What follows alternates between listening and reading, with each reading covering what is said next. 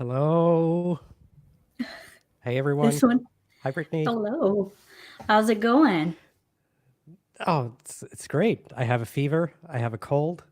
I feel great, but it's Svelte It Summit, so very exciting. it What always about you? happens at the worst times, right? It And does. there's a Yeah. lot of prep and stress leading up to a conference like this. So it's always like you always get the worst feelings and you feel bad. And then adrenaline gets you through the day. And then you will unfortunately probably be Then I sick for a crash. couple of days.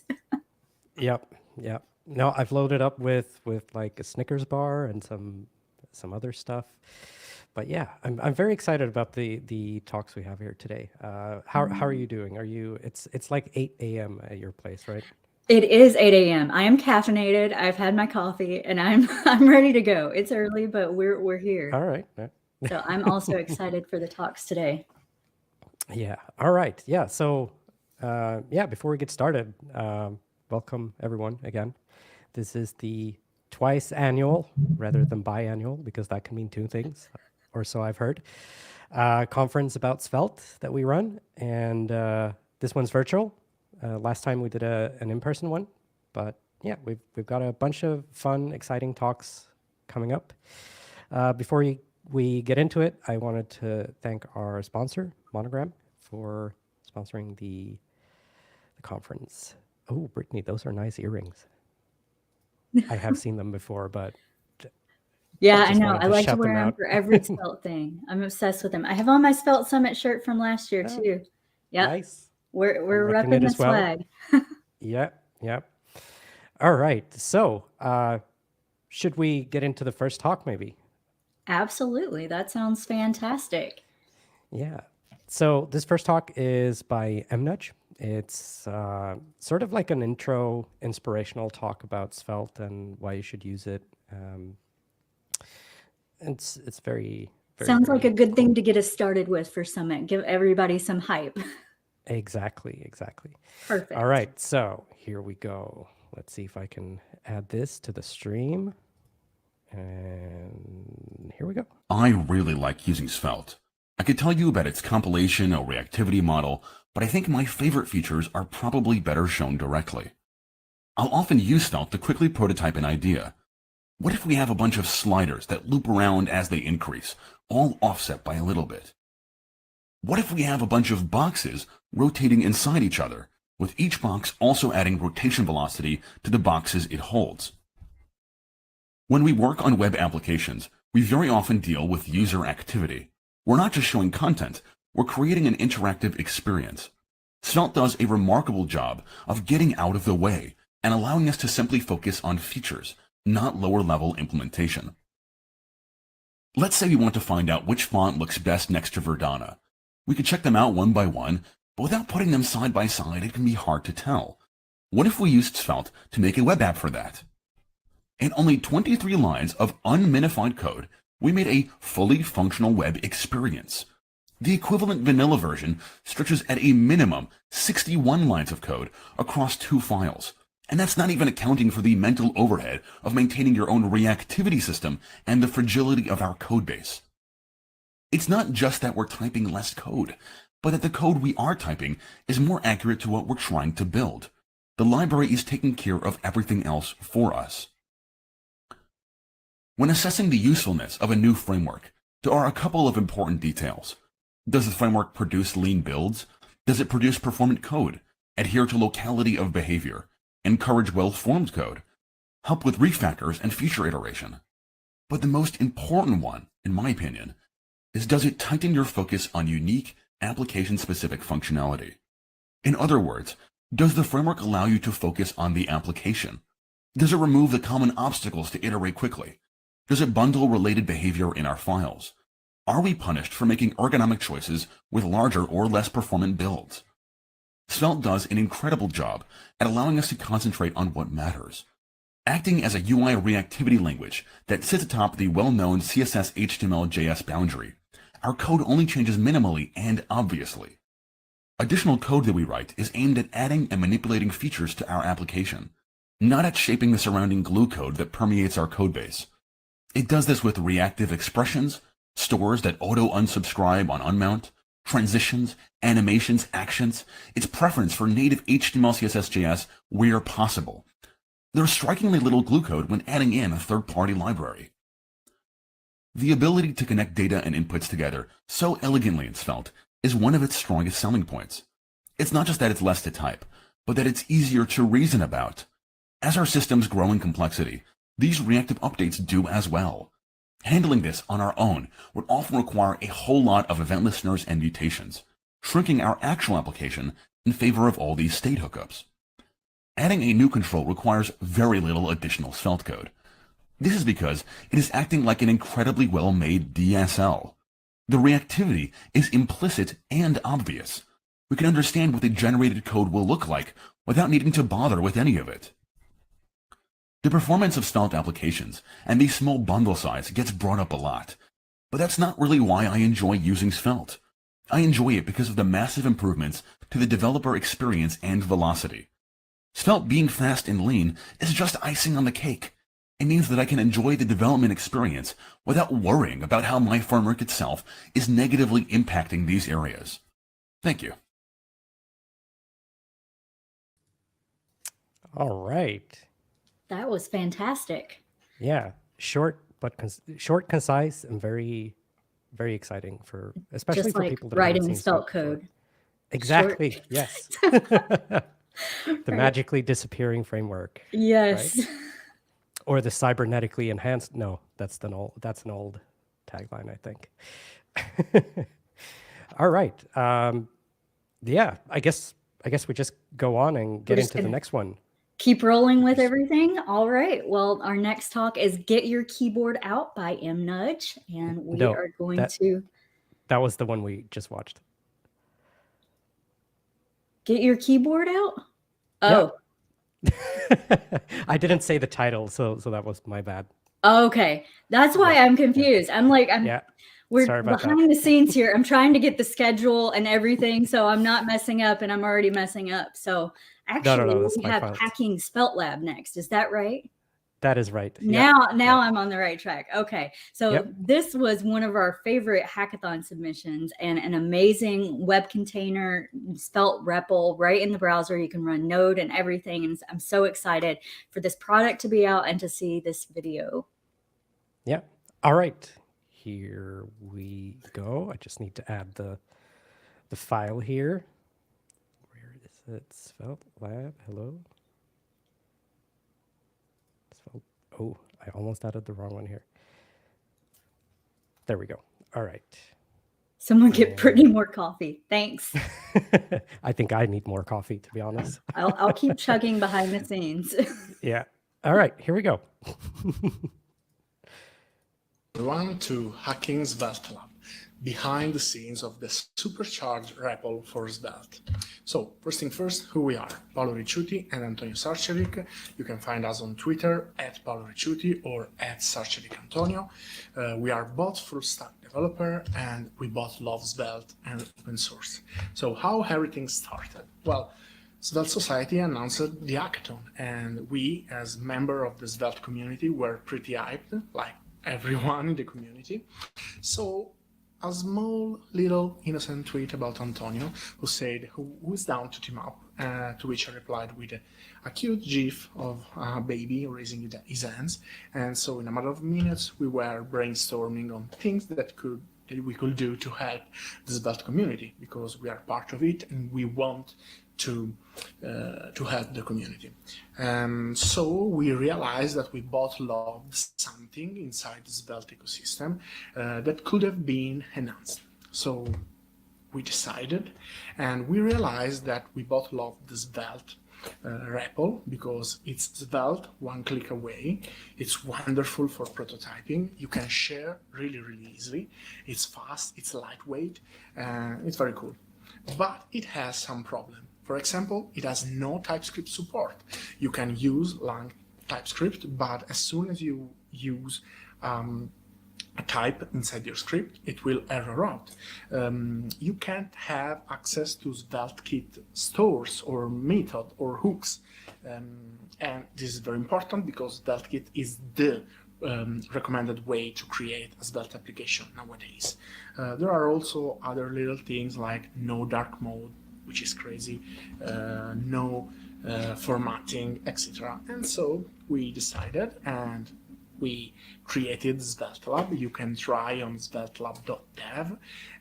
What it is, it's a REPL for Svelte, made for Svelte, with Svelte, by Svelte lovers. So it's very important because first thing first, it's feature packed. So it has light and dark mode, it has code formatting, it has Vim key bindings, so I'm not a Vim user, but if you are, you can write Sveltekit blazingly fast.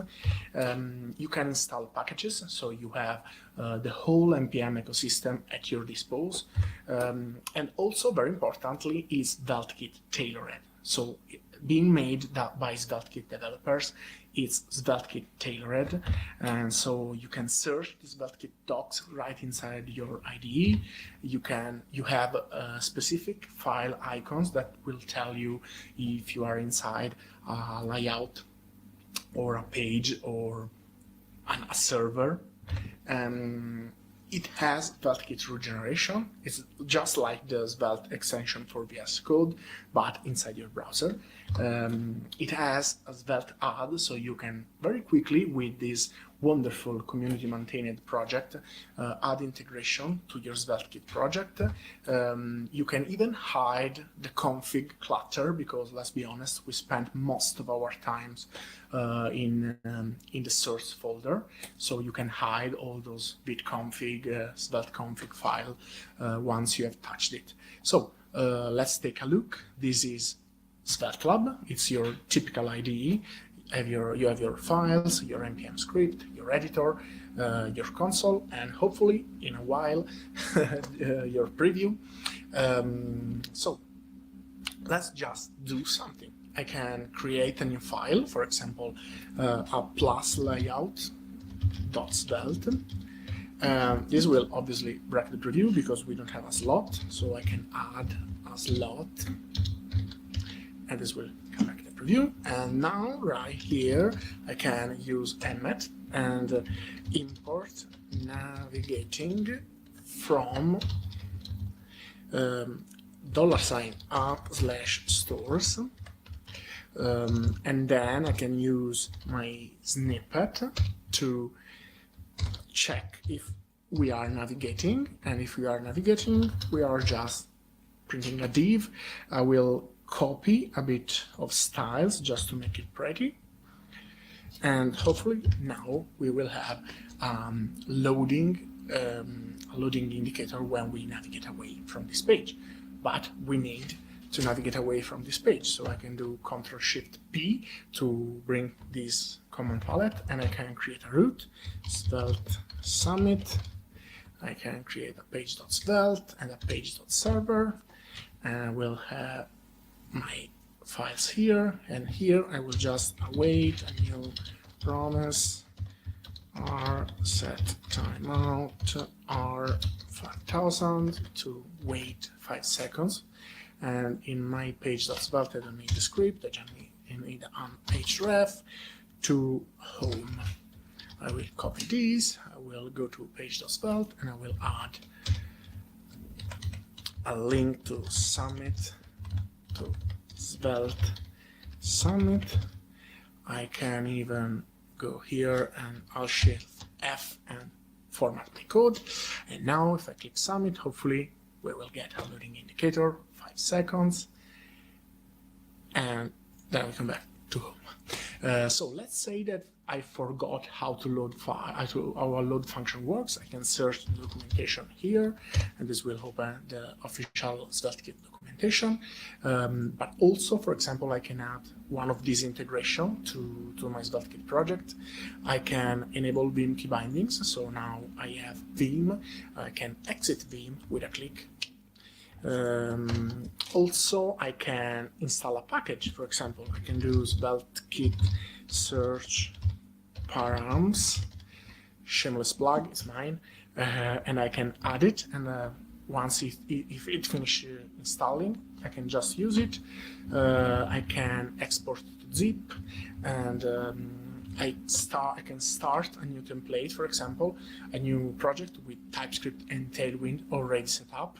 Very, very cool. And I can share my code. If it's not saved, you can share just a snapshot, which will create this super long URL with a snapshot of your code, but I can also save, and I can have this very easily to share URL, and I can visit, for example, my profile, and these are all my REPL, and I can change these, for example, and have another REPL open. So let's go back to the presentation because the time is tight, and we want to specify what were the main dependencies of this project, because obviously there is Sveltekit that we all love. We use GitHub as an out provider, but also to share our code. We use Web Container API by StackBlitz. You should definitely check out because it's a very good project that allows you to run Node inside your browser. We hosted on Vercel, which was very, very sweet because we had preview branches. Very, very cool. Host on Vercel because it's very cool. And we also use Fly.io plus Pocketbase as our database plus authenticator. So what's next for the future? Oh, this is the wrong Back to the Future GIF, at least I hope. This is the correct Back to the Future GIF. And for the future, we for sure want to add proper support for TypeScript, because right now you can use TypeScript, but you don't get errors auto-completion, and we want to add that. We also want to add the proper way to open a GitHub folder or project inside SvelteLab. We also want to provide you for the ability to upload your files, for example, for assets. We have a lot of plans for the future, so keep an eye on.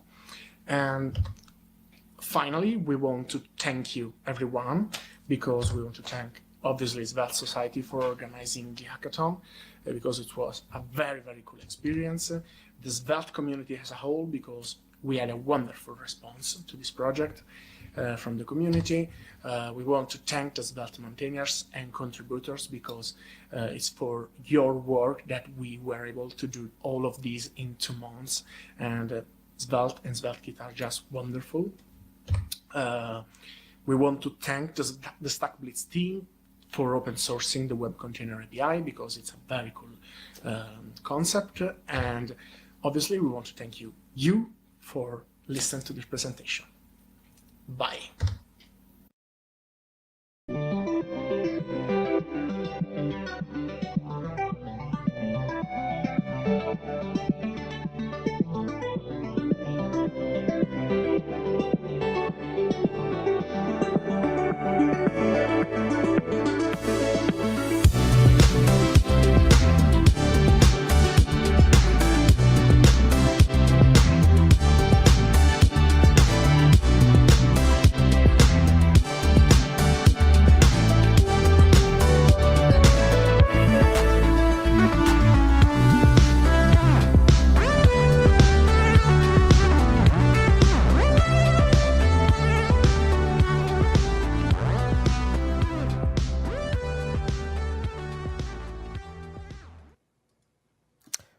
Well. There we go. That was truly impressive. Absolutely amazing. I've played around with it a bunch, and it's a lot of fun. Oh, I just sneezed like 2 or 3 times just before we went on. Yeah, but I'm okay. I'm okay. Well, hopefully we can get you through the day. I think we will be able to. Yeah. All right. So that was amazing. Like it's really polished. It's really like.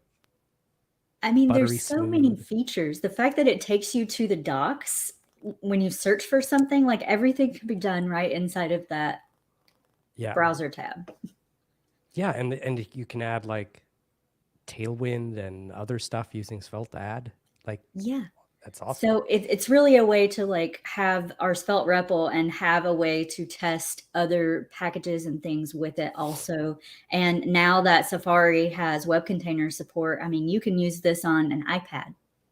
Yep. I actually tried that the other day. Did you? And Was it slow?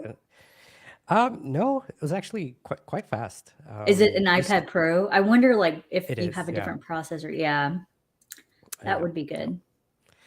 No, but it works fine. You still have to connect it to like a keyboard to have it be usable, right? It's still Yeah. a bit weird to like use a virtual one. But yeah. Yeah, I have an iPad Pro, but it's like 6 years old, and so it's really old. I don't know Oh. how that would. Yeah, it's been around for a while. I mean, you could try it. I'm sure it Yeah. would at least run, right? Yeah, we'll see how fast it runs. Maybe you can ditch your computer and your monitor setup and everything and just go for Yeah. the iPad. I'm going on a cruise in 2 weeks, and I'm not taking a laptop, so I'll be taking the iPad. We'll see. You can still do development work. Yep. Just go to SvelteLab. Yeah, all right. So next up, it's Skeleton. You've interviewed the Skeleton people. Yeah, Chris came on the Svelte Sirens, and we did a whole talk on Skeleton, and they're in 1.0 now. They're constantly publishing great new features, and it's one of the most exciting projects that's come out for Svelte in a while. We needed a full-featured component library, and it integrates with Tailwind and gives you lots of nice components, actions, and things to use inside of Svelte that are pre-built for you. Yep. So should we put on the video? Yeah, absolutely. Let's all right. hear from Chris. Hey everyone, Chris here from Skeleton Labs. We're very honored to be part of today's Svelte Summit. I wanted to start by giving a quick shout out to Svelte Society for having us and for everything they do for the Svelte community. Today I'm here to introduce you to Skeleton, a UI toolkit for Svelte and Tailwind. We focus on accessibility and ease of use with the hope of making you more productive when building modern front-end interfaces for your Sveltekit applications. We've created a short presentation to showcase what Skeleton is and how we think it can help. Please enjoy. Skeleton features tight integration between Svelte and Tailwind, bundling the best of both worlds to vastly improve your productivity by building visually appealing and responsive interfaces. We make heavy use of Svelte actions and components to create rich and responsive UI. For styling, we utilize Tailwind's powerful utility class system to dynamically style your interface. Skeleton is completely free and open source, which means you can easily contribute and help grow the project to fit your needs. We have a vast and growing community of talented individuals available to help as you build your application. We provide a number of built-in themes as well as an easy-to-use generator to create a theme that matches your brand's unique aesthetic. Skeleton's adaptive theme system allows you to quickly and easily customize the look and feel of your application in seconds. Each theme comes with dark mode support out of the box. Skeleton provides a number of presentation elements which allow you to create common UI elements, such as buttons, lists, and cards, which can be implemented using native and semantic HTML elements. We also provide an extended array of Svelte components that provide logic and state. Each component integrates with the theme system and can be easily customized or extended using a set of built-in properties. Skeleton also includes a number of powerful utility features that provide complete solutions for modals, pop-ups, and more. Each Skeleton component comes equipped with a number of properties purpose-built to adjust the look and feel, including dedicated options for passing Tailwind classes. In many cases, you may wish to quickly change the color or style of your Skeleton elements and components. For this, we provide a number of variant classes to make this process quick and painless.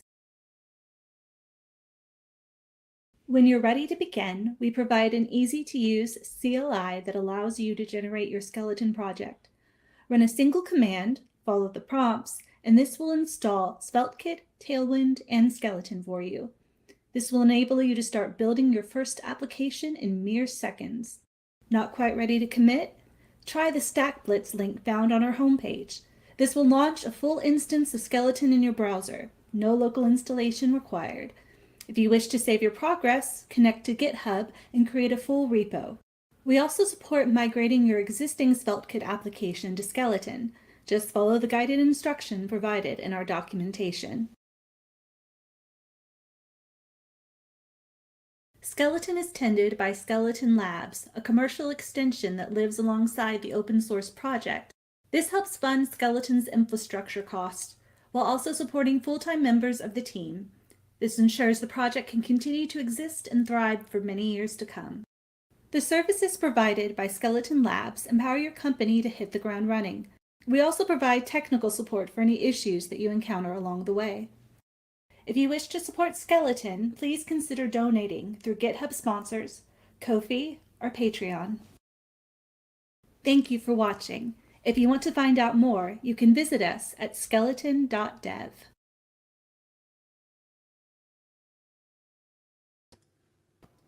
All right. That looks awesome. I haven't tried Skeleton yet. Maybe I should. Maybe I should. Yeah, we are using it on the Svelte Siren site. So if you go to sveltesirens.dev, it is a custom theme, which is one of my favorite things about it. They actually have a Svelte Sirens theme that they generated, but I tweaked it just a little bit for the Sirens colors, and I'm using it on the Svelte Siren site. It's nice. Awesome. Yeah, maybe I should instead of just using plain Tailwind, maybe I should just try this. I'm Speaking of actually Tailwind. surprised you've come around to Tailwind, because I don't think you Yeah, were a fan same. like a year ago. That is correct. No, I mean I'm okay with it, right? But it's going to be interesting to hear Rich's thoughts on it later today. Oh, is that a sneak peek? Do we have a title? We have a title. It's Svelte Snaps. Okay. But the talk isn't really about Tailwind, but there are some thoughts on Tailwind in there. So Oh, some spicy takes, of course. maybe, or maybe bland takes. I don't know. Is that the opposite of spicy? Yeah, There's- maybe. Okay. There's static on my microphone. Yeah, it's a little crackly. That's odd. I'll see if I can fix that during the next talk. Maybe you can present the next one then. Yeah, absolutely. So next we have Svelte at Scale. And we are going to be hearing from Jacob Stordahl, lessons learned from 1 billion monthly renders.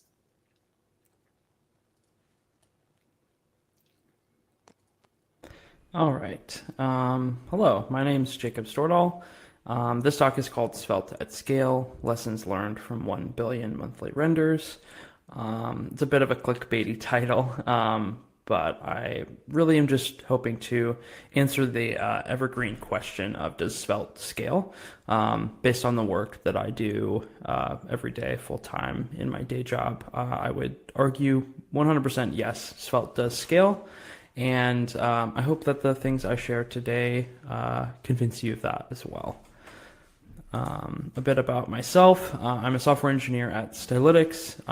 We'll talk a bunch about what I do at Stylytics and what Stylytics is. I started learning web development in 2015 while I was in college. I've always been obsessed with the web ever since I was a kid. And after sort of learning the nuts and bolts of HTML and CSS in 2015, I've been obsessed with the web as a platform for software development ever since then. I picked up Svelte in 2019, shortly after Svelte 3 was released, and I've been a huge enthusiast and evangelist for the language and the framework that is Svelte ever since then. Let's do a little bit about Stylytics. We are a fashion and e-commerce technology company. We provide a complete end-to-end solution for e-commerce retailers to create bundles of their products, most commonly in apparel. Those would be outfits. We do work with other product categories as well, but we aim to provide sort of a complete solution for some of the biggest retailers in the world to do this bundling of products at scale. The back end part of our technology is all most of our engineering team is Clojure engineers. They build our internal tooling and our APIs, which is what the front ends consume. Those front ends being all third-party JavaScript sort of embedded widgets, different sizes and shapes and functionalities, and those are all built with Svelte. So I hope that that lends some credence and credibility to what I'm going to say today. A little bit about how we're using Svelte at Stylytics, particularly, like I said, it's all third-party JavaScript. Our clients download a script tag, which then makes a class available on the window object, where then they can configure, instantiate, and start our widget on their page. This is a really, really good use case for Svelte, and really we have this sort of large monorepo that is comprised of a bunch of Svelte code, and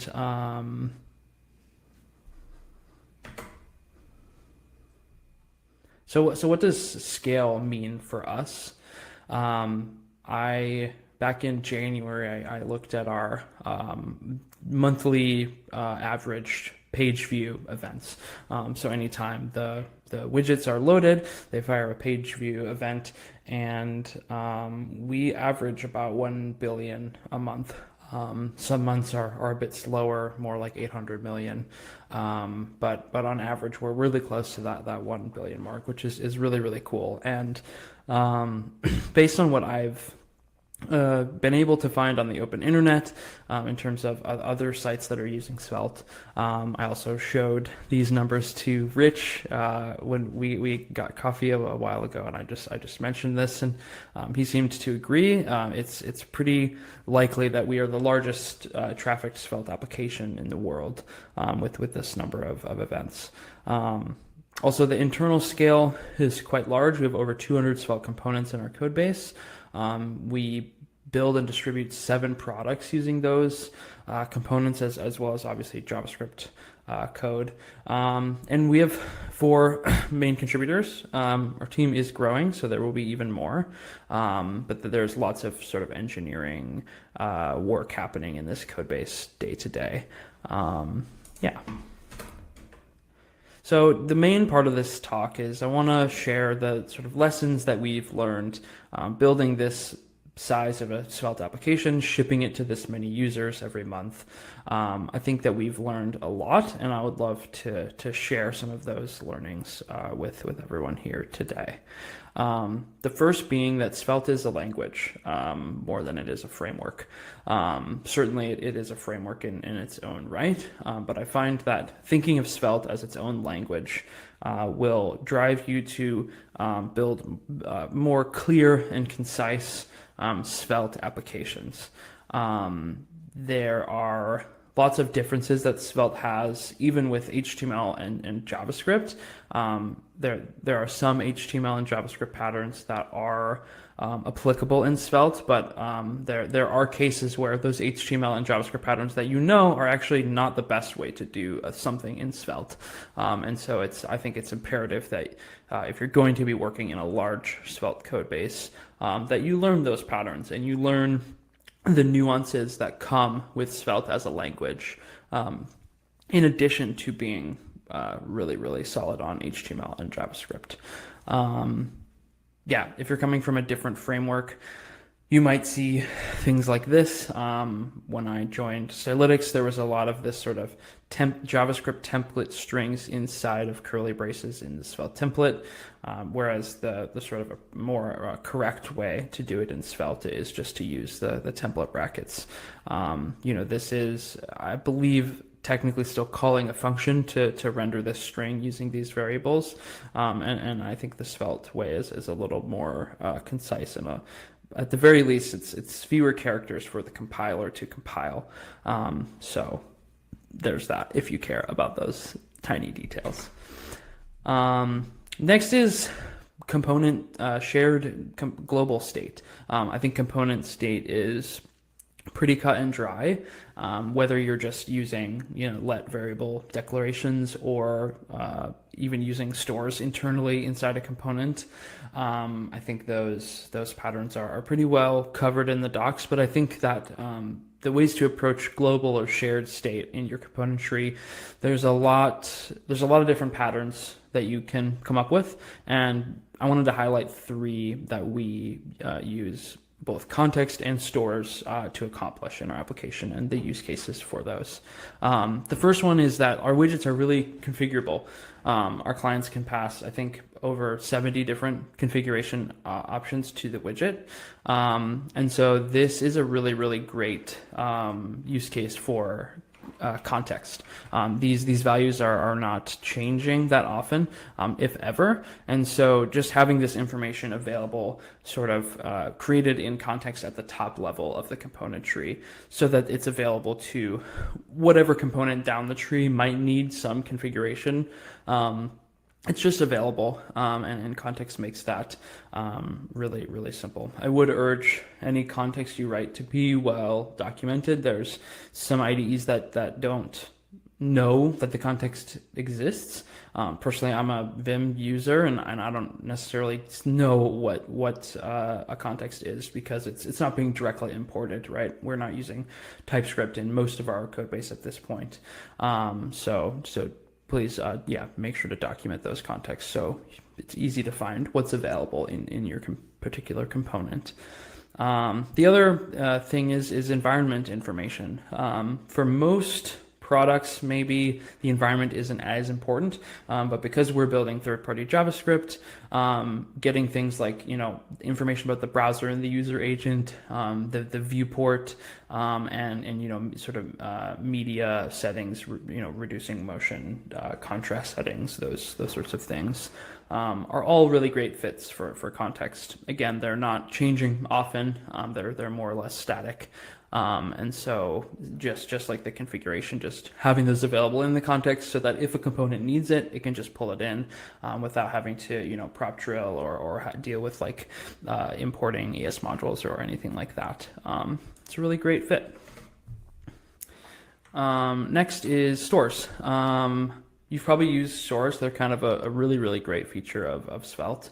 And I wanted to highlight some of the ways that we use stores personally. There are obviously tons of different use cases for stores. These are just the kind of patterns that we've developed I wanted to share.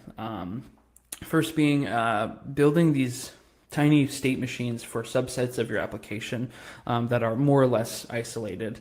I'll give an example. I can't show it because it's an unreleased product, but I built recently when you see an outfit, you can click on an item and it will open sort of like a modal in front of the outfit that shows the item you clicked on, and then you can carousel through the rest of those items. That whole modal is very self-contained, and so I used a store to create a tiny state machine that controls the state of that entire modal. And the cool thing about this is that, as my second point here, it makes it really simple to build stateful components that need to be sort of mutated or controlled from many different places within the component tree. Because this modal was completely derived its state from this store, I could import that store anywhere in the component tree that I wanted to activate the modal, and just update the store in place in a click handler or wherever I needed to. And so it made adding interactions with this modal across the application way simpler. And just being able to, if we were using TypeScript as well, having a type for that state machine would be incredibly helpful in the editor and make sort of interweaving these kinds of UIs together a lot simpler. And the other thing is really anything that's highly interactive or reactive, anything that is going to be updating frequently. Stores are really fast in that their implementation is so simple, and I guess close to the metal. If JavaScript is the metal, they're very simple in their implementation. They're more a spec than anything else, and they can be used to track and manipulate lots of different interactions really fast. So We use Store to, track aspects of keyboard navigation, for example.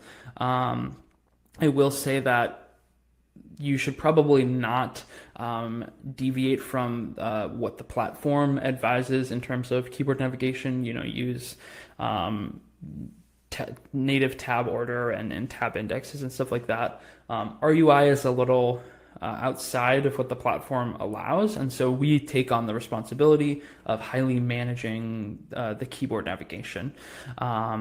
If you don't know what you're doing, please don't do that. But we think that we do, and we have tested and QA'd this implementation heavily, and we believe that it's makes our product more accessible. And stores are a huge part of that. We're able to not only know, but also manipulate what is happening when a user interacts with their keyboard or a mouse or anything like that. And last, in terms of this global shared state, is a combination of the two. I think a pattern that I don't see probably as often as I would like, because it is really, really powerful, is passing stores into a context. So the real kind of light bulb moment was a pull request I read from my colleague Jan, where we have recently re-implemented our carousel to make it a bit better, make it infinite scrolling, add some extra features to it. And what we were doing was we had a slot that you would render the sort of the cards of the carousel in, which makes it really composable. That's a really nice component architecture to be able to kind of treat a carousel as a wrapper and just give it components as cards through like an each block or something. But we found that what we were doing was all of the sort of metadata about the carousel that we wanted the children to be knowledgeable of is through props, and it was really, really messy. It was really lots of children would also be used outside of the carousel, and so there was just lots of extra props or children not having props that they needed. And so what we did, what Jan did, which I really, really like, and we plan on implementing this pattern throughout the code base in different places, is creating a store that encapsulates that metadata. Even we have like callback functions we can call from within the carousel into a store, and then pass that to context so that it's available to any children of the carousel. And so all of the children get all that metadata, but we don't have to deal with prop drilling. It keeps the code a lot cleaner, a lot easier to understand. Again, if we were using TypeScript, we would write a type for that, and then you would have really good IDE sort of IntelliSense of what is available in this context that is in your component. If you haven't tried this pattern out, I really recommend it. It's especially if you're building any sort of component library or design system, this can be a really, really powerful full pattern to make your components more composable. Testing. We, for some context, we 5 months ago had very few unit tests and had a ton of end-to-end Cypress tests. Cypress is a great tool, but I think we were using it too much for too many things. It resulted in long build times for the tests to run in CI and locally. And so ultimately we have been making a migration to vtest and testing library.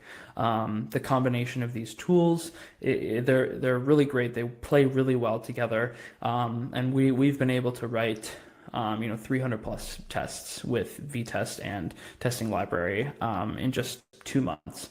So it's a really, really quick workflow. I will say some caveats and things to look out for when testing.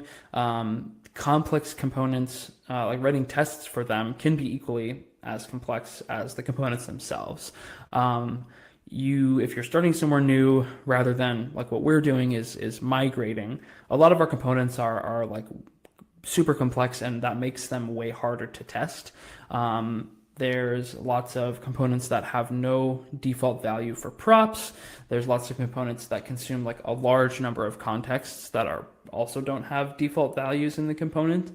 And so you end up having to mock a ton of data for just testing something as simple as the component rendering in the DOM. And so if you're building something new, try to give your props default values, try to make it so that you don't have to mock the whole component essentially just to test some small part of it. If the component is hard to test, probably we could benefit from a refactor, maybe into multiple components. I don't really subscribe to like really strict test-driven development at all, but I think when building Svelte components, especially that will be shared and consumed by an unknown number of applications or users, try to keep them simple, try to keep them easily testable, and refactor if it makes sense. Okay, got to zoom out a little bit to talk about actions. I think actions are really the unsung hero of Svelte. They provide a really powerful abstraction, especially in a large code base like ours. You can sort of package up your business logic, specifically logic that relates to the DOM directly, and create almost, like a logic component, if that makes sense. It creates sort of this functional programming model for DOM side effects is how I think of it. Others will probably disagree with that. But I have a little example of something that we're looking at using actions for to clean up our code base. I think this is a great example of what I'm talking about. We provide user engagement analytics for our clients, and so we track things like items that are clicked, items that are viewed, outfits that are interacted with in a number of ways. And so our previous approach was just to kind of copy paste some existing code into the component that needs to be tracked. And then apply it, like bind a variable to the HTML that needs to be tracked for a click or whatever, and pass those things to the tracking code. But this is essentially what actions do. We obviously get the node and the params, params being the kicker, because this kind of keeps it really flexible in what you can do with an action.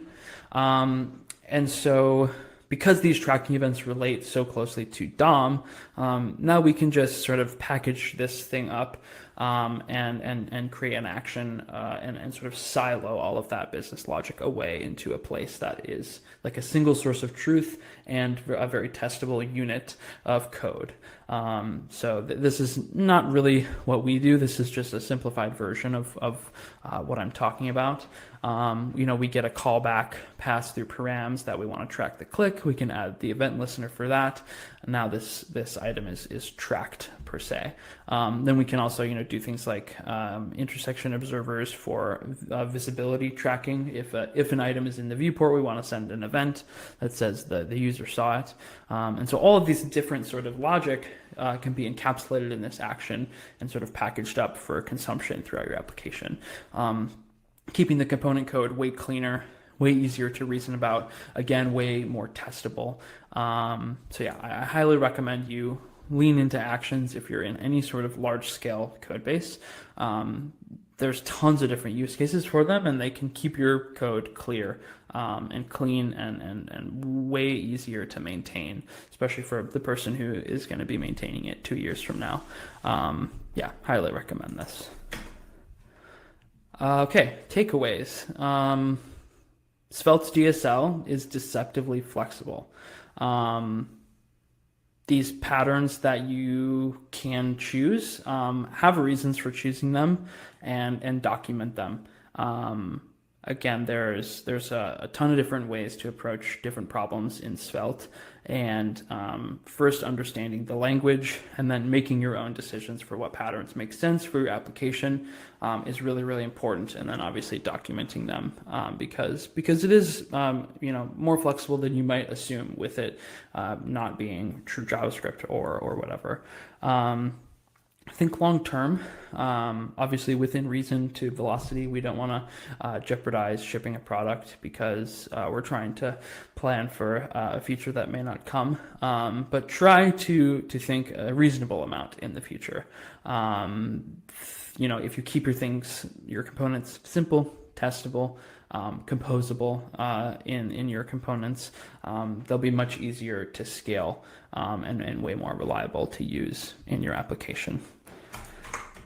I hope that this information was helpful. I hope that the things I said are clear. And yeah, if you have any questions, ping me on Twitter, and yeah, would love to chat more about Svelte as always. Thank you so much.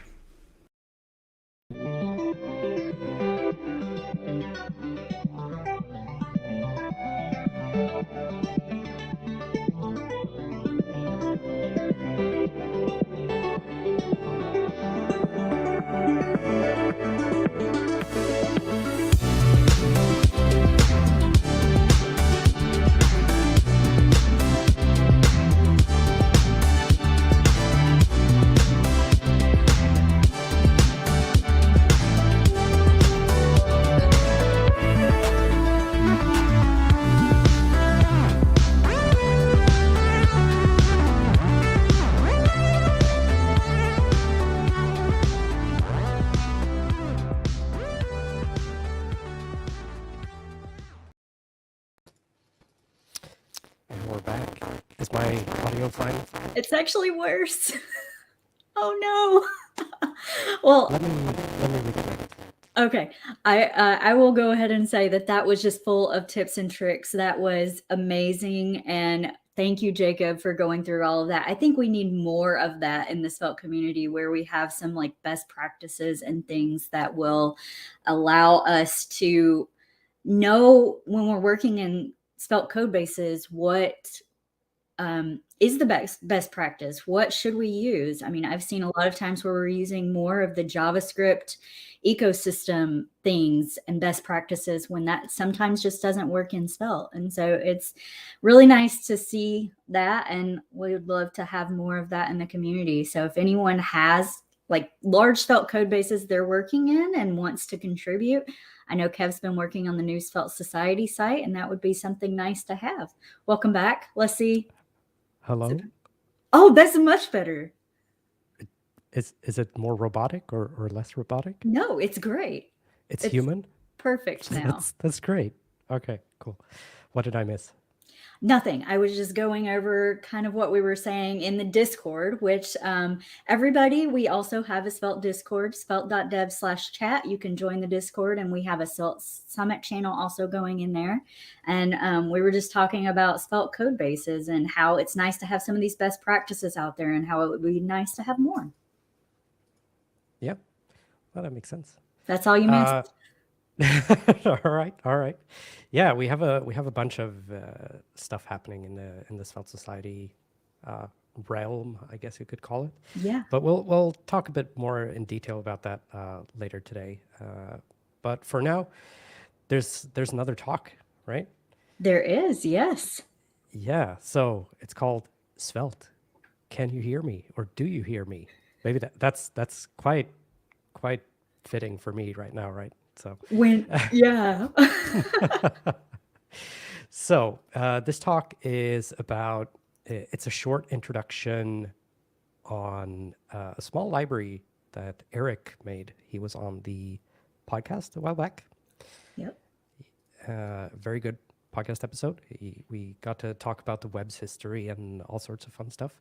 But this one in particular is about a library called Talk to Svelte. Ooh, web speech API. Interesting. So And here we go. Sorry? Oh, and the new Svelte Radio episode coming up, you might hear a little bit about this as well. Yes. All right, here we go. My name is Eric Breo. I'm a front developer at Nuclea, and I use a lot of Svelte. I just love it. I'm super happy to participate to the Svelte Summit this year. So I'm here to talk to you about Talk to Svelte. That's a Svelte library, which is providing voice recognition and voice synthesis for Svelte applications. It's based on the web speech API, which is widely supported at the moment on all browsers, most of the browsers, let's say, and on smartphones. And the first question is, why would we need to integrate voice recognition and synthesis on any web application? Well, I see two reasons for that. The first one is kind of obvious, is accessibility. If you cannot use your fingers properly, if you cannot use a keyboard or a mouse for any reason in different contexts, well, maybe using your voice to interact with a website is a good thing, and it can help in many situations. The second reason here is because most people are using websites using web phones, using smartphones, and well, phones initially has been designed to be used through voice and ear, as crazy as it can sound nowadays. So I think that maybe it makes sense to leverage this when you're building a web application. So let's see how it works. All you need to do is to import a directive from Talk to Svelte, and then you can put it on any kind of element, like a button or a link that you want to interact with. With the directive, you can decide which is going to be the voice command associated with that, and by just saying it, it will activate the click event or any other event you want to trigger from that. That's basically how it goes. So now let's see a demo to see what it does exactly. All right, so first I enable voice recognition. Here we go. And now I can start interacting with this web page by voice. Let's try. Click. Okay, the counter is incremented. It just worked. Cool. Menu.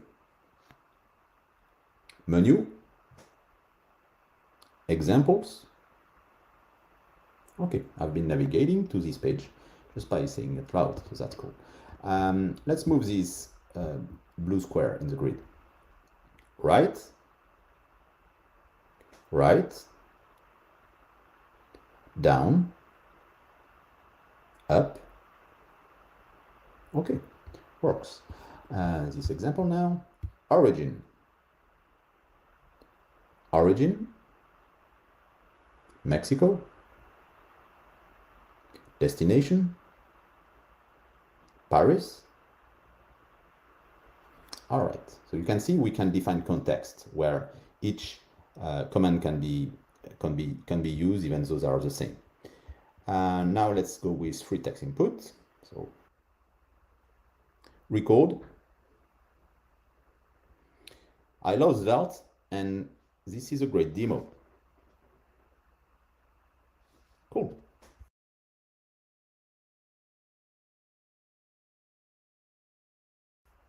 So menu. Oh, sorry, I didn't say stop.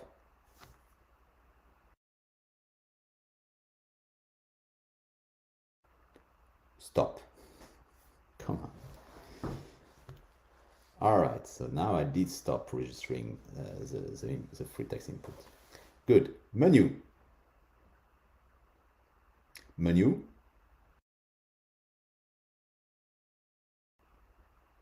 Languages. All right, so as you could see, it was a bit challenging for me to use voice command in English because I don't have a super good accent. I'm not a native speaker, obviously, but the system works with all languages. I have here a small list. Let's switch to French, which is my native language. And let's try with that one.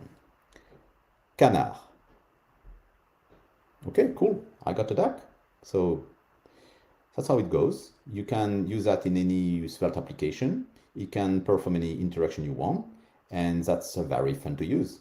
That's the end of the demo. Okay, so that's it. Thank you for your attention. I hope you enjoyed this demo. And well, if you want to contact me, here is my contact information. And you can check the demo on talktosvelte.svelte.app if you want to. There is also a GitHub repository, so feel free to check it, make pull requests or whatever. Thank you.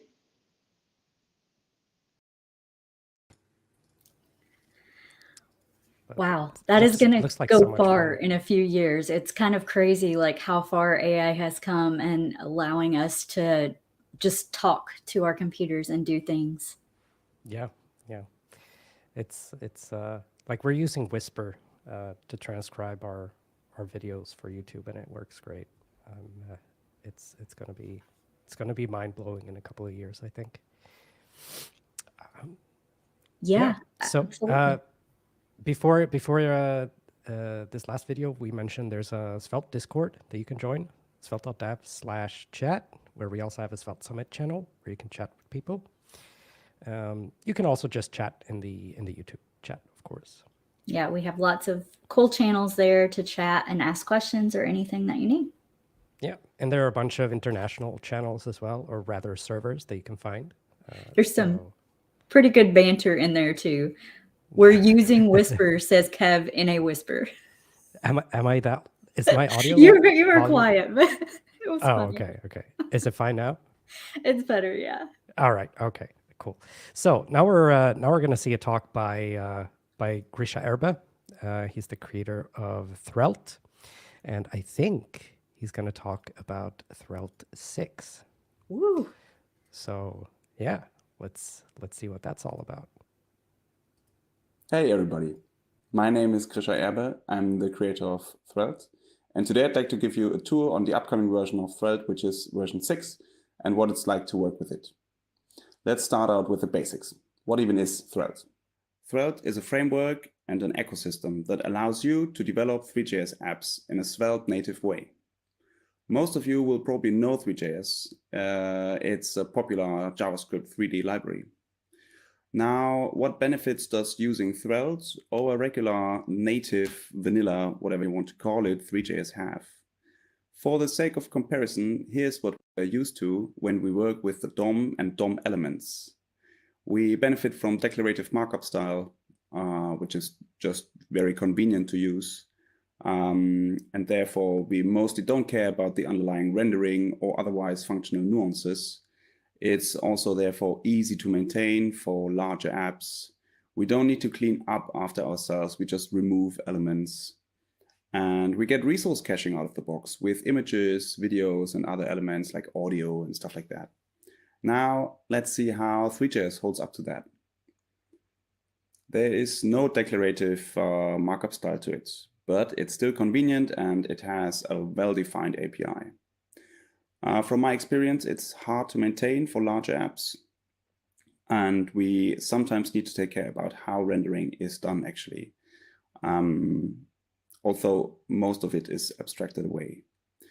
We do need to clean up after ourselves, so if we remove something, we need to dispose resources, for example, and there is no such thing as caching out of the box, because resources not only need to be loaded, but also passed and uploaded to the GPU. Threlte aims to tackle most of these issues with the help of Svelte. With Threlte, we do get declarative markup for everything that Three.js has to offer. It's easy to maintain and reason about. We still need to take care of rendering sometimes for advanced use cases, but there are reasonable defaults in place. And because Svelte components have something called a lifecycle, we can use that lifecycle to automatically dispose unused resources. We also benefit from an app-wide resource caching, which is a huge performance boost for larger Threlte apps. To give you an idea of what's possible using Threlte, let's build a quick example together. Okay, so let's assume there is a Threlte conference happening later this year. To engage people to come to the conference, we are issuing digital tickets, but these tickets, they will have like a physical appearance of some sorts, kind of like the digital equivalent of a regular ticket. And because it's about technology, it's supposed to look fancy and futuristic. So we go for a dark blue-ish purple palette and make it shiny and reflective. So what we are looking at here is a bare bones Sveltekit app. I just initialized it using the skeleton project option together with TypeScript, Prettier, and ESLint. And I added Tailwind. That's about it. And I added like a bare bones page, which looks like this. And here in the middle, there's this graphics missing that I'd like to implement with you. We first need to install Threlte. And for that, let's check out the new Threlte website. This is the new website of Threlte 6. And if we jump to documentation, and then installation, we see that we get to choose the packages that we actually want to use. And of course, we cannot use Threlte without Threlte core, But for this example, we are also using thread extras, which is a library with useful abstractions on top of Three.js classes that, or other classes actually, that we can use to our advantage. And we also want to use TypeScript, so we install the Three.js types as well. We copy the install command and install the packages.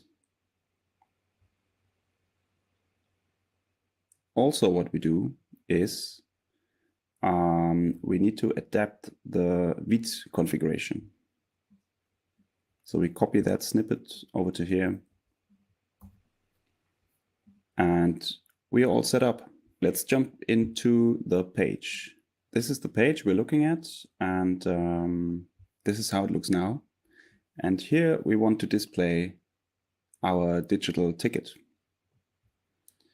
So we have this div here, which spans basically the whole viewport, and we want to use that. So we are going to place the canvas element here, or the canvas component actually. It's not the canvas element.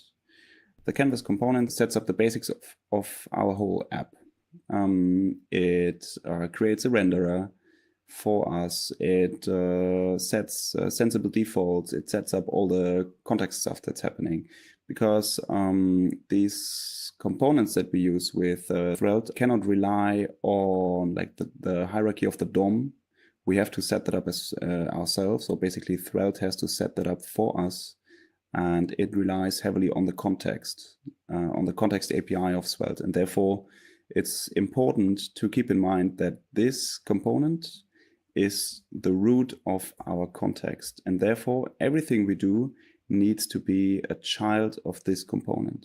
The easiest way to make sure that we are always acting in the context of this component is to create a new Svelte component, which is called, I call it always scene, or most of the times I call it scene. And we'll just put it here. So as long as we are in this scene component here, we are acting in the context of our Svelte app. Now the canvas component automatically resizes to fit the parent element.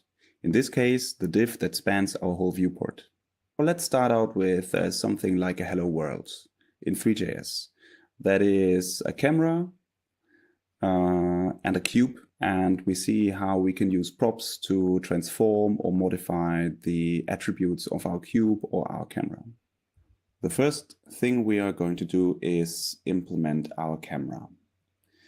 Threlte already provides a default camera for us, but in order to have complete control over the camera's position and field of view and stuff like that, it's a good practice to start on a scene with implementing our own camera. And for that, I opened up the Three.js documentation on the right, and you see that there is this perspective camera. And normally you can also see that this is a class that needs to be instantiated with the new keyword. We are also going to learn how we can use the probably most important component, which is called T, to implement basically any Three.js class. Let's first import and implement the camera as we would do with vanilla Three.js, and after that we are going to use the T component to implement it the Threlte way and see what the differences are. So in the first step, I'm going to import the perspective camera from Three. And to instantiate the camera, I would use the new keyword to make a new perspective camera.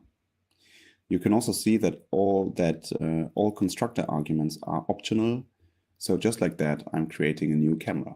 Keep in mind that this camera is not part of our scene graph right now, so we would need to add it to the scene or to a parent object. And we will also need to somehow start rendering with that camera. Now let's see how we can implement a camera with Threlte. So first of all, I'm going to delete everything that I just did. And I am using the component T to make a new camera.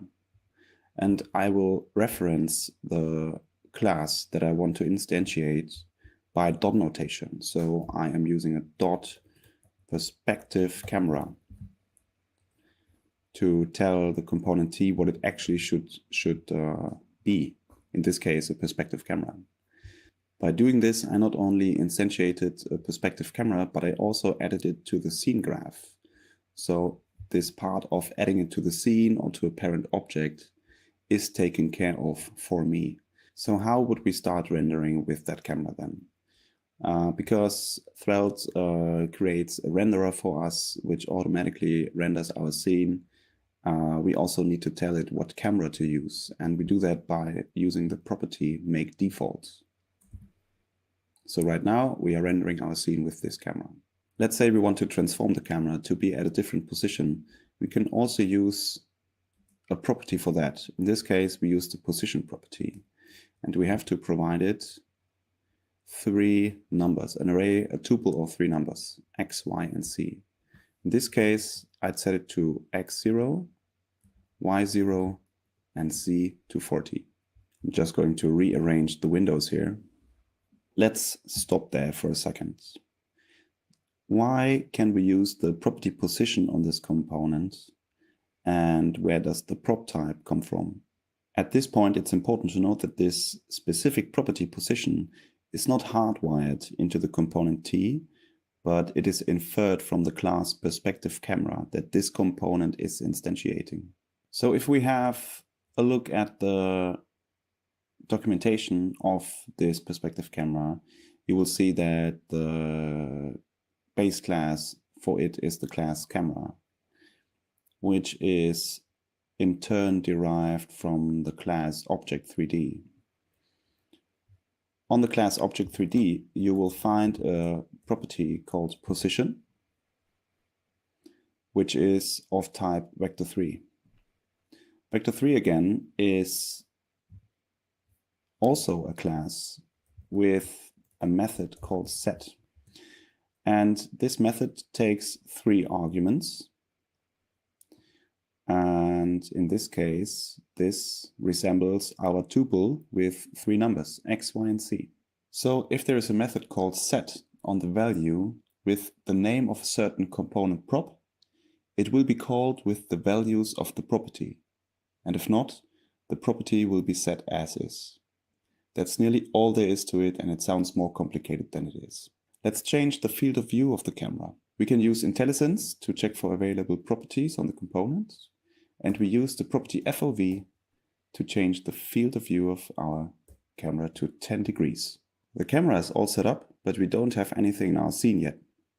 We're going to use the Three.js class mesh to display an object in our scene. A Three.js mesh is comprised of a geometry and a material. The geometry being the shape and the material being the appearance of the object. We can make use of Threlte's attach API to attach objects to a parent property. In this case, we are attaching a geometry to the property geometry of the parent object, which is a mesh, and we are attaching the mesh basic material to the property material of the parent, which is also the mesh. And that's what we end up with. It's not impressive, but it's a good start. And of course, this is not yet a ticket. That's where a software like Blender comes in. I prepared a model of a ticket how I imagined it. It's partly shiny, which makes it resemble a film laminated surface. We can export that model to a GLB file, which is the current standard for files containing 3D models and even complete scenes. There are several ways to use this model in Threlte, and I'd like to show you the newest entry. It's a CLI to transform a GLB model to a ready-to-use Threlte component. For that, we navigate to our static directory and run the command npx add threlte/gltf. And because right now this tool is only available with the tag add next, we also have to provide that. Then we reference the GLB file we want to transform, and in this instance, we also want to generate TypeScript types, and that's why we also provide the flag T. And we see that the CLI transformed our GLB file into a ready-to-use thread component. The tool supports generating TypeScript types. It can automatically add props to render shadows. It can transform and compress the model for web use and much more. It's actually a pretty vital part in the Threlte ecosystem. When we have a look at the generated component, we see that it makes use of the hook useGLTF, a hook provided by the package @SvelteExtras. And we also see that it's a Three.js mesh, just like our cube, only that the geometry and the material are extracted from the parsed and cached GLTF file. First, we copy the component to our source directory next to our scene. Then, we can use our ticket component just like any other Svelte component. For that, we get rid of our cube and insert the ticket instead. When we check how our ticket looks like on our page, we will notice that it's not visible at all. That is because we don't have any light sources in our scene yet. We could, of course, add an ambient light or a directional light, but for this example, I'd like to use IBL, which stands for image-based lighting. This technique is mostly used to create realistic lighting, but we will use it to create really colorful and vibrant reflections. We insert a component called environment from the package SvelteExtras and provide a path to an image from the static directory.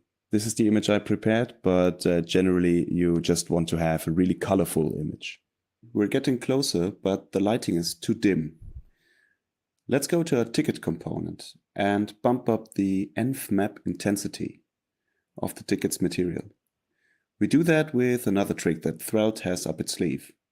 We can use dot notation to access and set sub-properties of properties. So we type material dot env map intensity and we dial that up to 11. That already looks way better, but we could have also used a regular image for that. Let's add simple animations as well as the attendee's name and the ticket number. We start out with the attendee's name. For that, we go back to our scene and insert the text component from the package SvelteExtras. We provide several properties. For example, the text that we want to display, the font file that we want to use, and we want to adjust the font size, make it a little bit bigger. And since this object is also positioned in 3D space, we also want to set the position of it. Now you have to fiddle around with that a little bit. I made measurements in Blender to get the correct position of the text. And to let the text wrap at new lines, we also have to set the property max width. In this case, I'm going to set it to 1.5. This already looks pretty good, but we also see that the material's appearance is slightly different than the one from the ticket. Let's fix that. By default, the component text uses a mesh basic material, which does not react to image-based lighting. We can, however, use Threlte's attach API to attach a new mesh standard material to our text. We instantiate a new mesh standard material with the T component and set the env map intensity to 11. Also notice that we do not need to explicitly write out attach equals material because materials automatically attach to the parent's material property. Let's do that again with the ticket number. This time we move the text up and use a black mesh standard material without any roughness. We use the props anchor X and anchor Y to center the text. It's time for a simple animation. Threlte provides a hook called useFrame that will run a callback on every frame. We can use that callback to alter a variable that will slowly rotate the ticket. Let's declare a variable called rotation y and set its initial value to 0. The callback of the hook useFrame receives two arguments, the latter being the time since the last frame. We can use this number to adapt the speed of the rotation to different frame rates. We can now use the variable rotation y to rotate our ticket. There's one problem though. Because the text elements and the ticket itself are different entities, we first have to group them. For that, again, we use the T component to instantiate a Three.js group and add the ticket as well as the text elements as children to it. Now we use the dot notation to rotate that group around the y-axis. That's better, but there are some things that still need work. For example, the attendee's name and the ticket number are only visible on one side of the ticket. Naturally, you would also add the labels on the back side of the ticket, but I rather only ever want to show the front side of the ticket. We add a check in our callback that subtracts 180 degrees if the rotation is greater than 90 degrees. So if the ticket side faces the camera. Therefore, only the front side of the ticket is visible. Next, we add some basic interaction. We do this by invoking the Threlte plugin called Interactivity from Threlte Extras. This allows us to use DOM-like event handling with Threlte components. I'd like to add an interaction where the ticket slightly scales up when we hover over it. Let's create a Svelte Spring Store with an initial value of 1. We create event handlers for the events pointer enter and pointer leave and set the spring values to 1.1 and 1. Note that we added the event handlers on the Three.js group, which doesn't have a visual representation. Threlte supports event propagation similarly to how events propagate in the DOM. Next, we use the store's value to scale the group. And there we have it. Our digital ticket for the Threlte Conference 2023. That's it for today's example. If you want to have a look at the source code, you can find it below. Also feel free to check out the website for any updates on Threlte 6 and join our active Discord community, where you can always find people that can help you with your project and that share their inspiring projects with you. We are also always looking for active maintainers and contributions. Thank you for listening. And thank you to the members of the Svelte Society for organizing the summit. And also thank you to the people behind Svelte itself for making such an awesome product.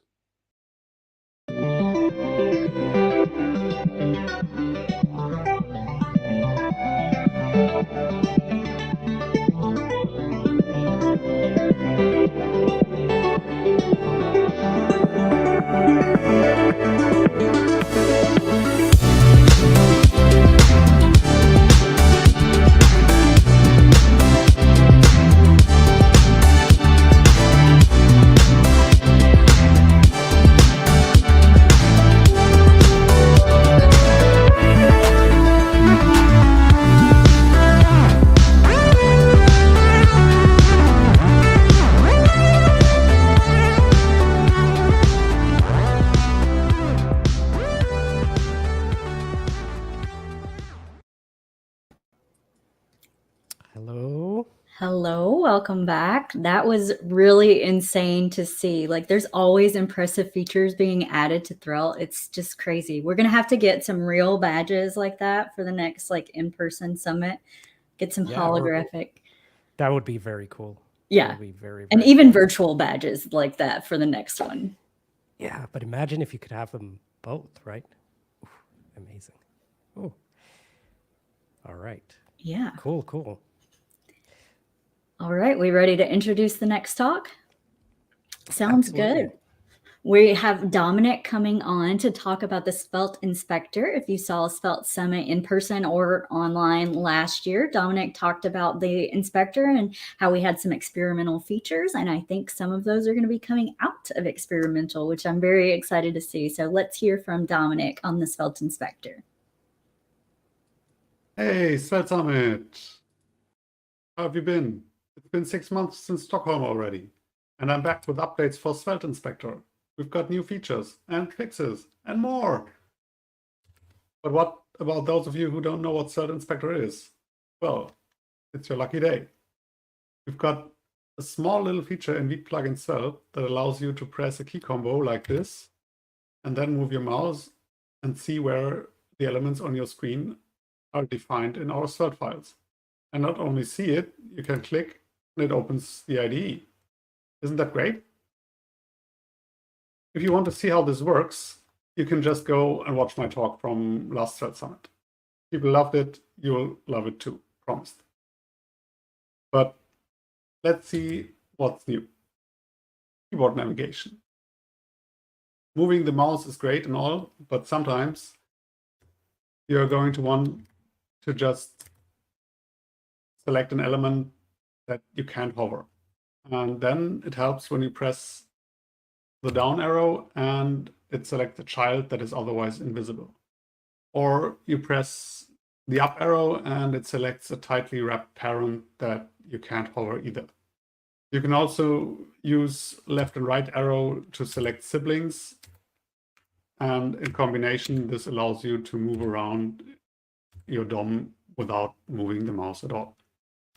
You can also press the Enter key to open your IDE again and use Alt-Tab to go back out. And with that, you are never going to have to use your mouse again if you don't want to. You can configure the arrows and the open key as well. It uses DOM-style parent-child sibling selection because logical left-right, top-bottom is really complicated, and depending on the application, it wouldn't work either. So use what you know. The DOM is what we need and love. With this, the accessibility of the application has already improved, but we went one step further, and every time you select an element with the Svelte Inspector, it not only allows you to do it with the keyboard, it also reads you the bubble content, so you always know where you are, even if you don't see it.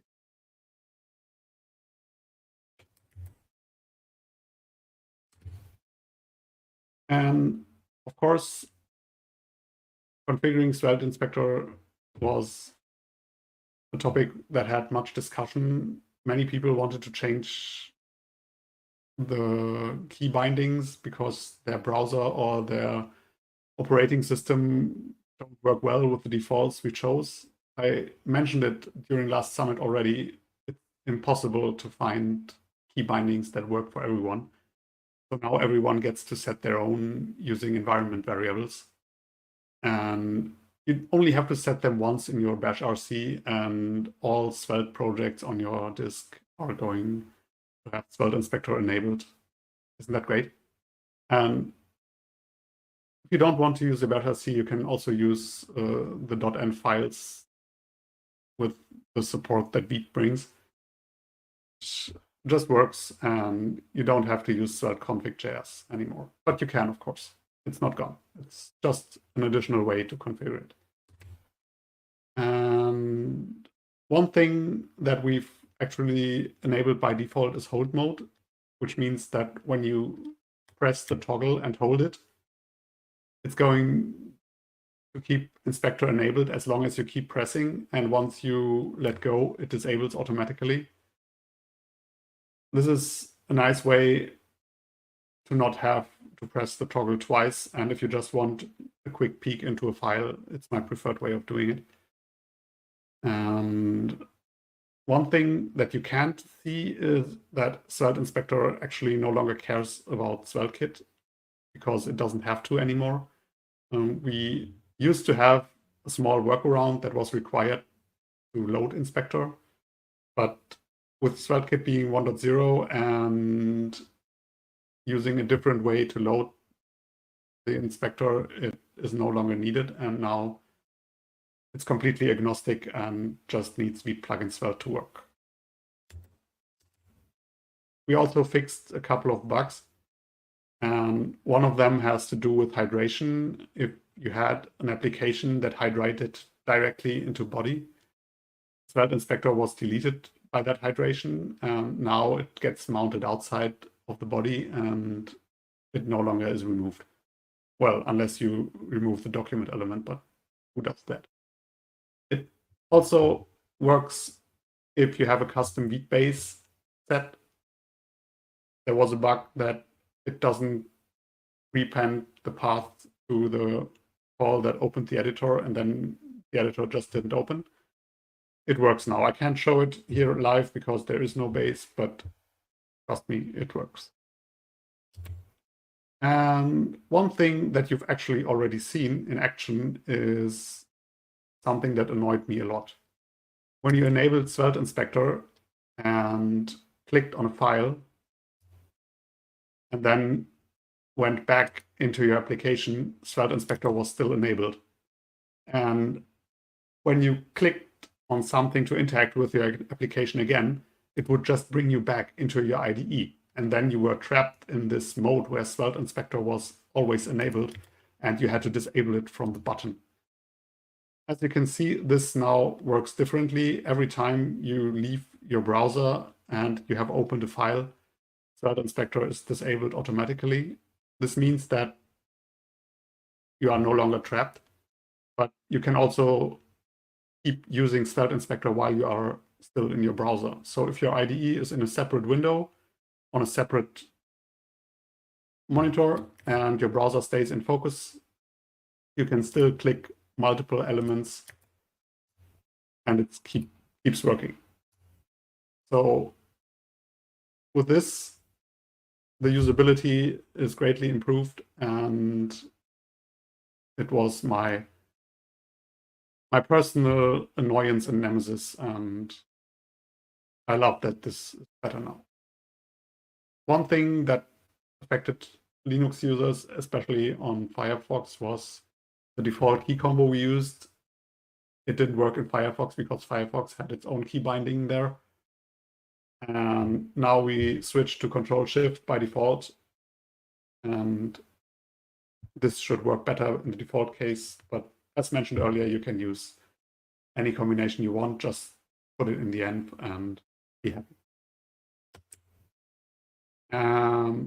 With that, there's only one more thing to do. That is peeling off the experimental label. As of now, Beat plugin Svelte 2.2.0 has promoted Inspector to an official option. It's there to stay and use and make your productive work much easier. I hope you like it.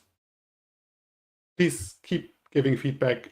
I love what we got, and especially thank you, Delight, Lucas, probably Casper, and also Björn and Puru for being helpful as ever. Also, everyone else, thanks a lot. Enjoy Svelte Summit. I'm Dominic. This was used to build this talk, and see you next time.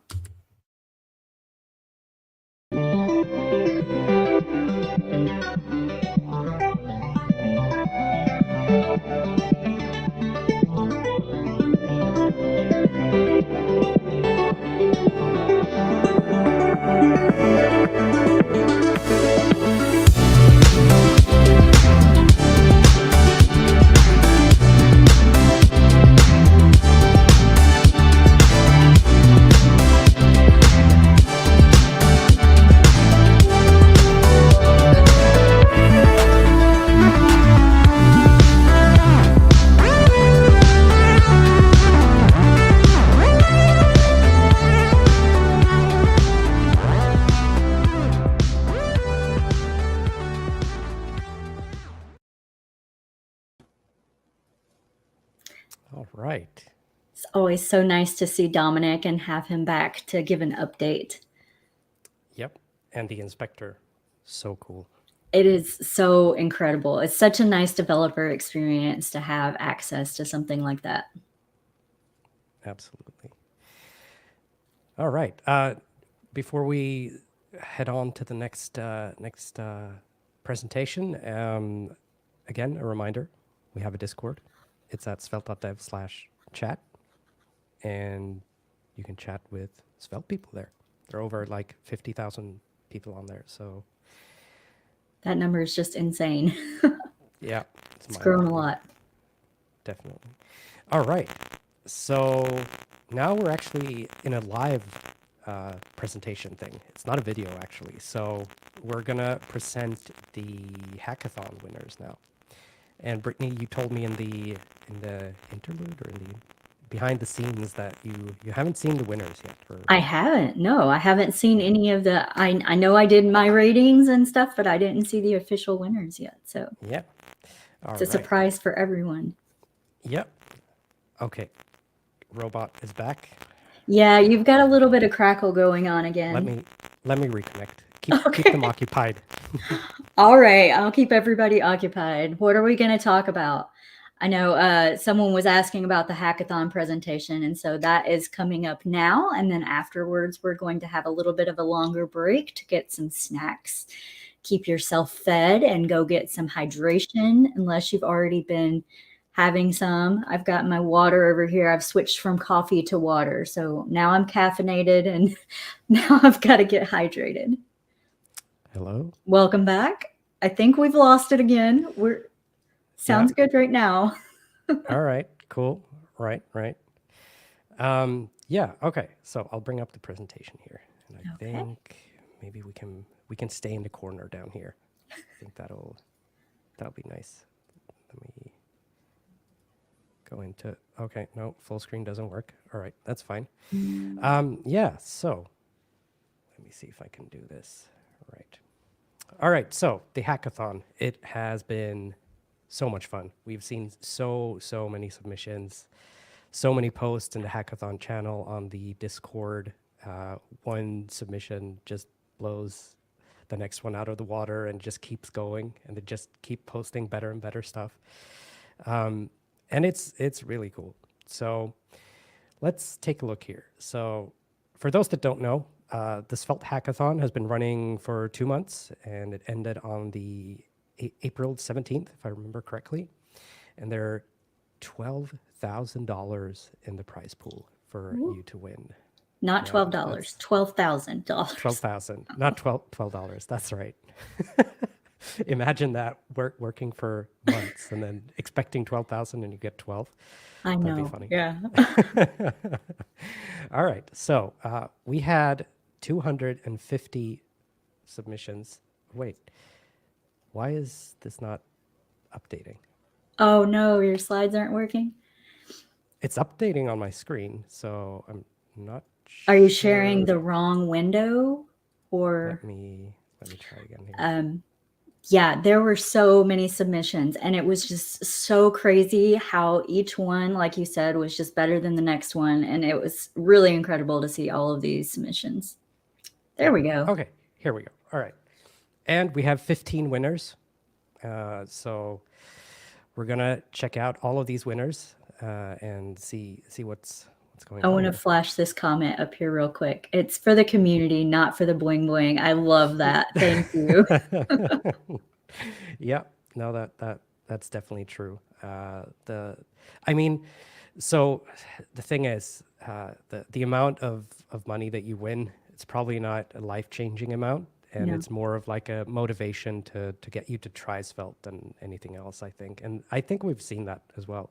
We've gotten a lot of people that have tried it, like just because they saw that there's a hackathon and there's prize money for some reason. I guess people like money.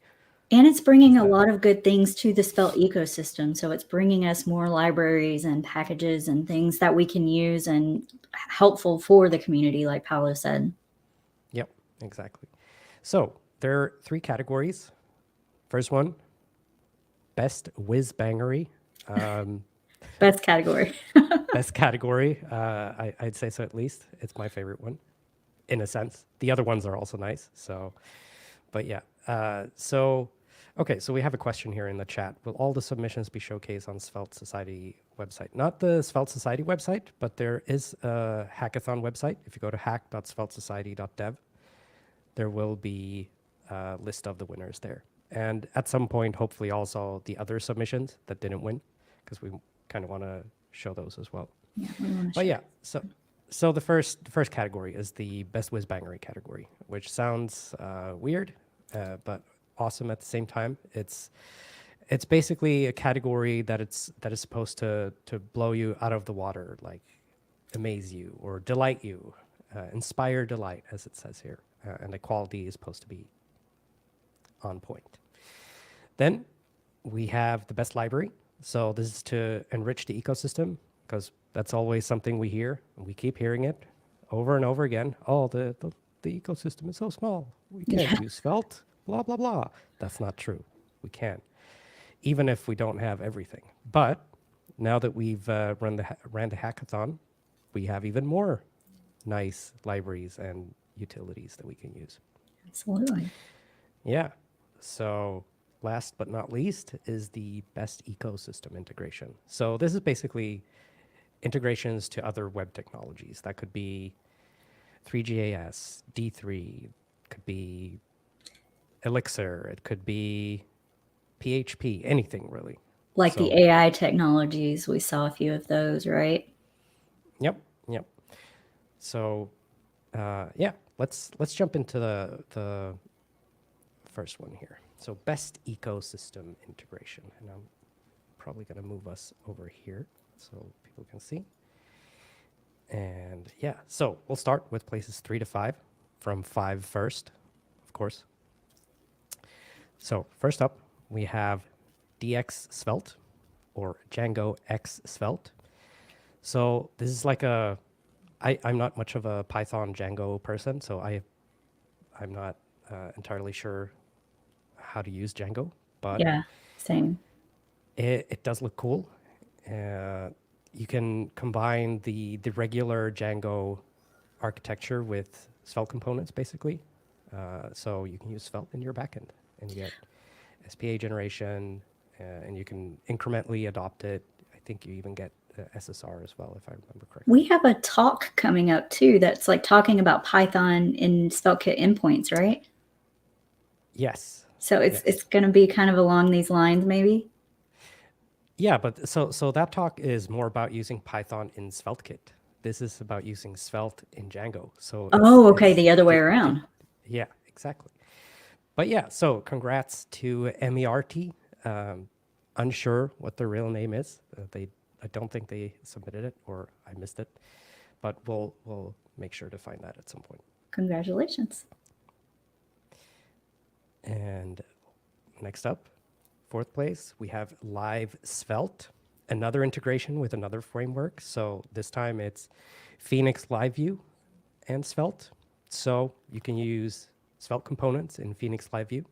So Phoenix Live View is a framework for Elixir.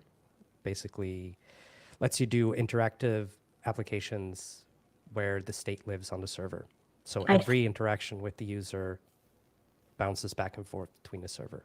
Oh, cool. Okay. I think Phoenix also won like Best Loved, just edged out by Svelte. So this is the 2 Best Loved frameworks from last year from the Yeah, and JavaScript survey.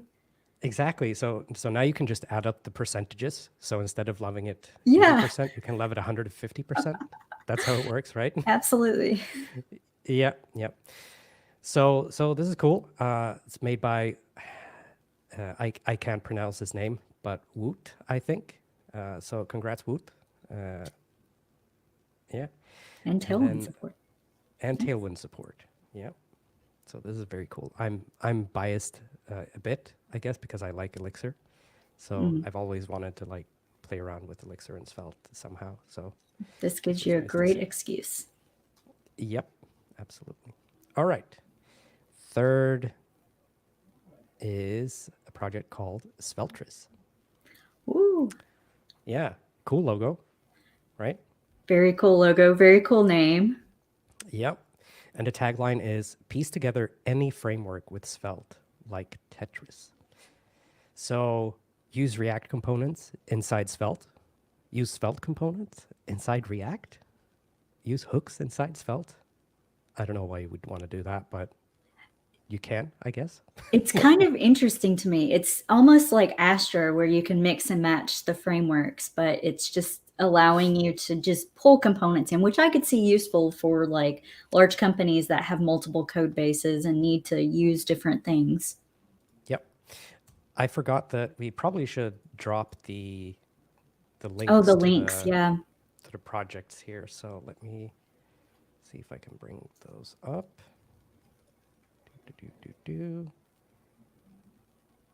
And where's the library or ecosystem? There we go. All right. I could so- probably help you out if I had the hackathon submissions up. Let me get that. up. Yeah, I'm working on it here. All right, so copy, and here's the Phoenix Live one. It's a YouTube video. Don't go watch it now. You should watch Svelte Summit. And then there's Sveltris over here. Copy Sveltris. All right. Yeah, so congrats to Mokshit. I'm not sure how to pronounce his name, but I looked at his GitHub or his website, and he's a 16-year-old kid from India. Oh my Very goodness. cool. That's more than I did it at 16. So Absolutely. probably a bright future there. All right. And then we have the places 2 and 1. So the price structure, I realized I didn't go through the price structure. So number 1 will win $3,000. Number 2, $1,000. And then number 3, 4, and 5 will all get year's pro account at Vercel and at StackBlitz. I think they're called astronaut accounts at StackBlitz. I'm not sure. I They call them believe so. something like that. Something spacey. It sounds cool. And Yes. it is a cool service. So yeah. Yeah. So number 2. Drum roll. They were asking for sound effects. You got to please the crowd. Yeah, and it's editable website. So this is a pretty cool project where it kind of makes it easy to just edit stuff in line. I think Vercel dropped something at their ship week where they did something along these lines. I'm not sure. I didn't watch it, but this looks kind of similar.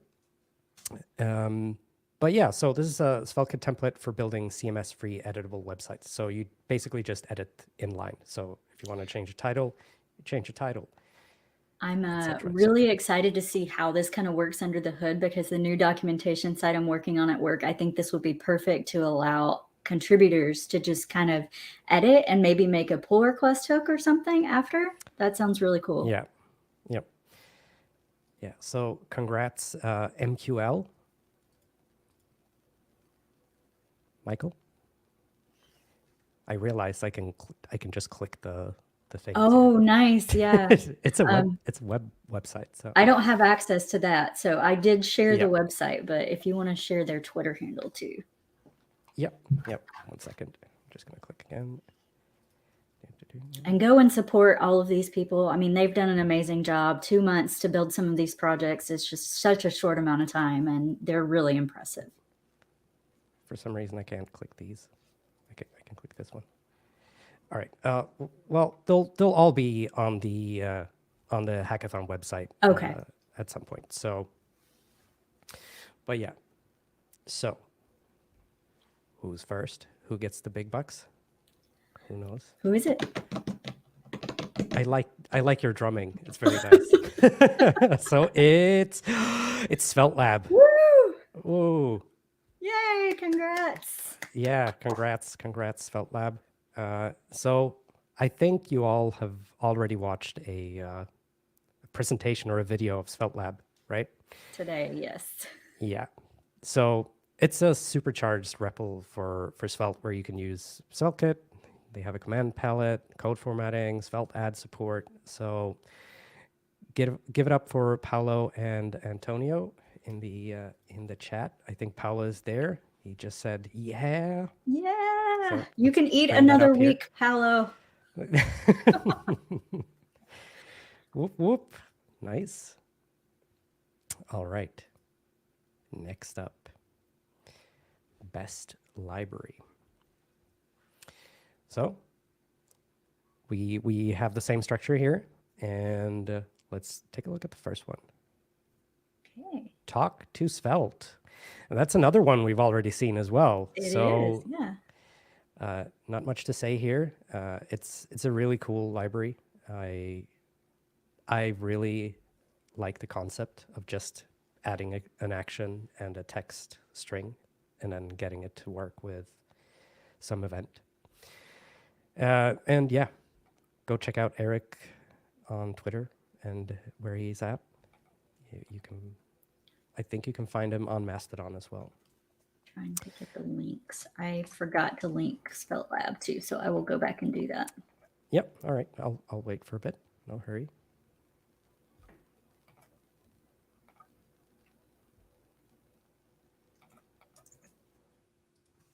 Okay. Yep. All right. I think you can just replace the hackathon with www now. I you think get so the new too. I just features. copied it out of our sheet. Yep. No, that makes sense. All right. Next up, we have Svelte Map Libre. So this is wrapper for Map Libre. It's a mapping library, and it's a declaratively styled library. So you, instead of writing imperative code, you can use Svelte components to just drop things in. You can attach listeners to things and stuff like that. Made by Dimfeld, which is, we didn't see that. I don't know why that. I happened. actually didn't see it, so Oh, good. No one saw it. no one saw So- it. So it's made by Dimfeld. He's a longstanding Svelte community member. He's been in the Svelte community longer than I have, I think. So, which is a long time. This project is really cool, like just to play It is around very with cool. and see all the different maps and things that you can do. There's the link in the chat. Yep. Very, very cool. All right. Next up. All right, now third Number place. 3. Oh, that's not Wait. Sveltress. That's It says that's an error. Sveltress, but it's not. It's Radix. It's not. It's Radix Svelte. Oh, maybe I fooled people then. Oh, It was all good. planned all along. No, it's Radix Svelte. That's my bad. I should have seen this. I blame it on the fever and the cold. But yeah, Radix Svelte. It's as we can read here, it's an unofficial community-led Svelte port of the Radix UI primitives. So it has tree shakeable components, TypeScript, and Sveltekit support out of the box, and it adheres to the WAI ARIA guidelines. So that's accessibility guidelines. For Yeah. those that don't know. Headless Made by- component library for Svelte. Yep, made by Thomas. Congrats, Thomas. And yeah, can we Great drop job. a link? Congratulations. Yeah, could we drop a link to the? Oh, yeah. I keep getting distracted. There's too much going on. There we go. Link. All right, cool. And then number 2. Drum roll. Drumroll. Who is it? Who is getting $1,000? It's Svelte Woo! ZDog. So, what is Svelte ZDog? So, Svelte ZDog is a library. It's kind of in the vein of I think, sort of like Threlte, but not really, but maybe different. It's basically for bringing 3D renders into Svelte, basically. Yes.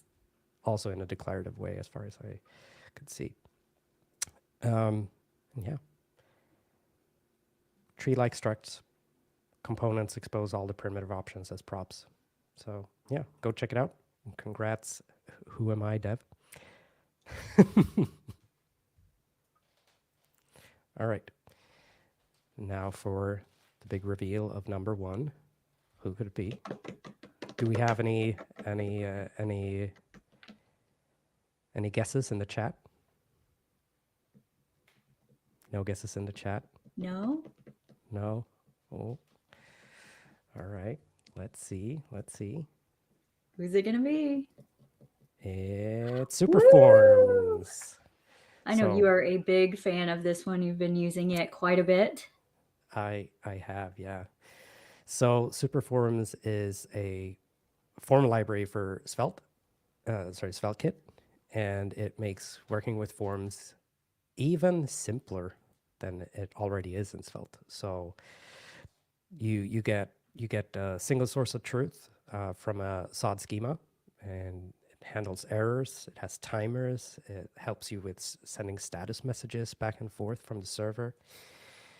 And yeah, we had Andreas on the podcast a couple of weeks ago, I think, where he showed us the library as well, or talked about it, and it was really, really nice. That's the Stack Blitz link. Is there a doc site or something else I could? Yeah.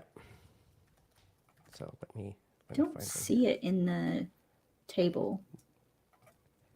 Here we go. Okay, Superforms. Thank you. There we go. So congrats, Andreas. Collect your money at some point. And then we have the last category. Let's see what this is. The best whiz bangery. Do you like this one particularly? I love the name Whizbangery. Like, how can you not Yeah. like that? Yeah, I agree. Hold It's really, on to your socks. and there's a wizard there as well. So that's pretty Yes. cool. All right. So places 3 to 5 again. Number 5, we have Jambox, which is a collaborative real-time peer-to-peer virtual music instrument, which is a mouthful, but it's very cool. You basically hop on a bunch of people and you join a room and you can play a bunch of instruments with each other's. And you can even connect like an external instrument as well and play on that. And it just like plays together with all of the different instruments. And It's a really it's very cool feature. It's very, very cool. Very fun. You should check it out.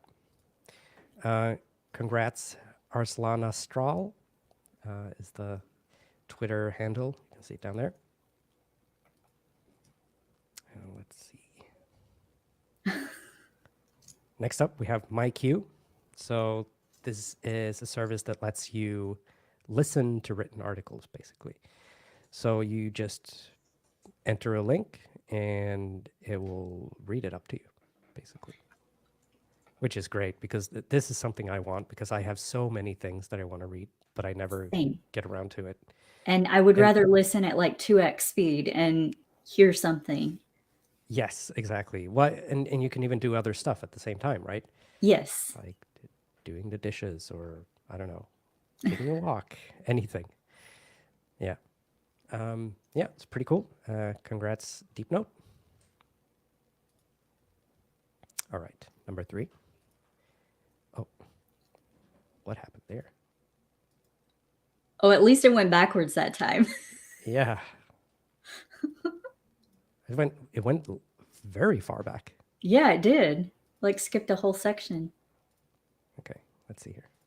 Here we go. Yep. So Chad RPG. So this is an AI-driven interactive role-playing game made with Sveltekit, and the text and stuff, it's AI generated. The images are AI generated, and you can basically play with yourself for a very long time, or I guess the AI. And you can also type in custom messages, and the AI will generate a response, and that leads the story on. So It's a very, cool beautiful site. Yep. It's very beautiful. And there's nice music as well if you want to turn that on. Probably not well if you're watching this at the same time. Luckily, nothing has auto-played on me yet. Yeah. Let's wait for that to happen. It's going to happen. Yeah, I'm sure. I'm pretty sure. But yeah, so it's a Dungeons and Dragons style tabletop kind of game. So you get to roll dice and stuff. It's pretty cool. All right. So congrats, Solemensis. And yeah. Okay. Number 2.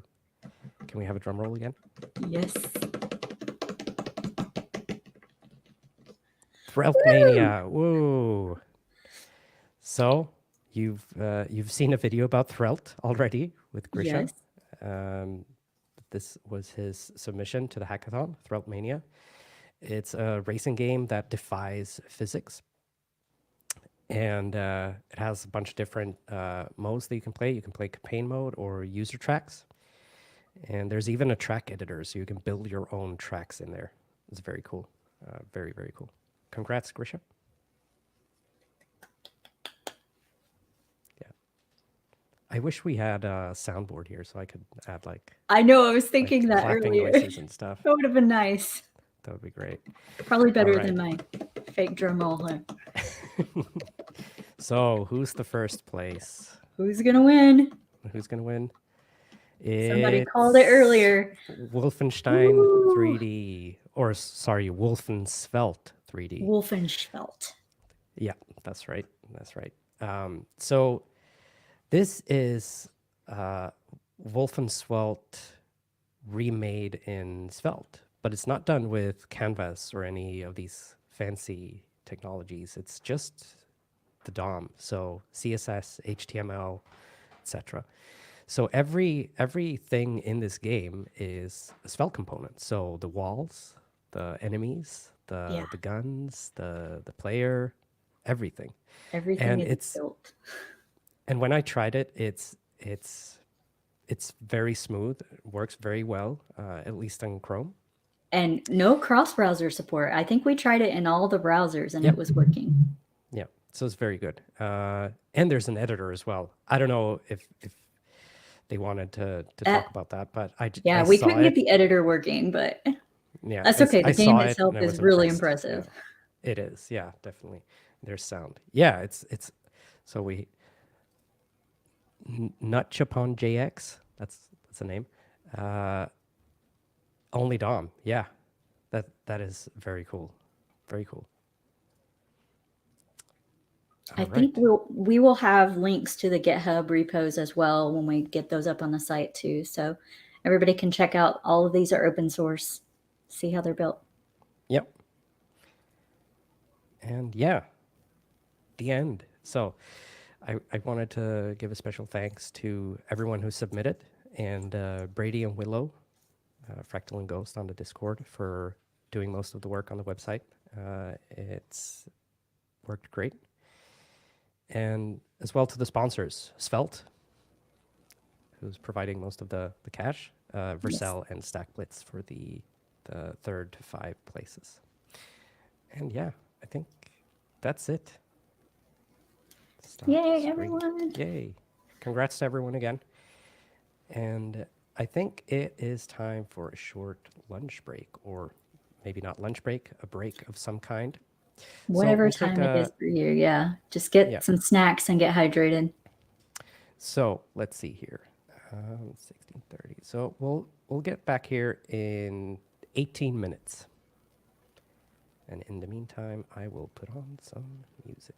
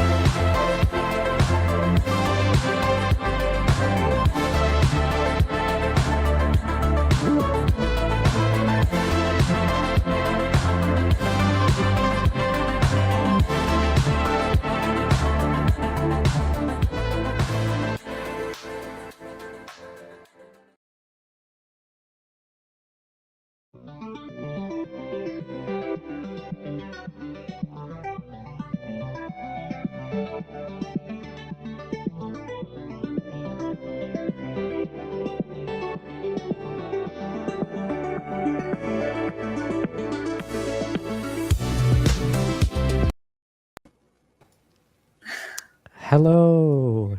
Hello, everybody back and hydrated and full. Got something in your belly?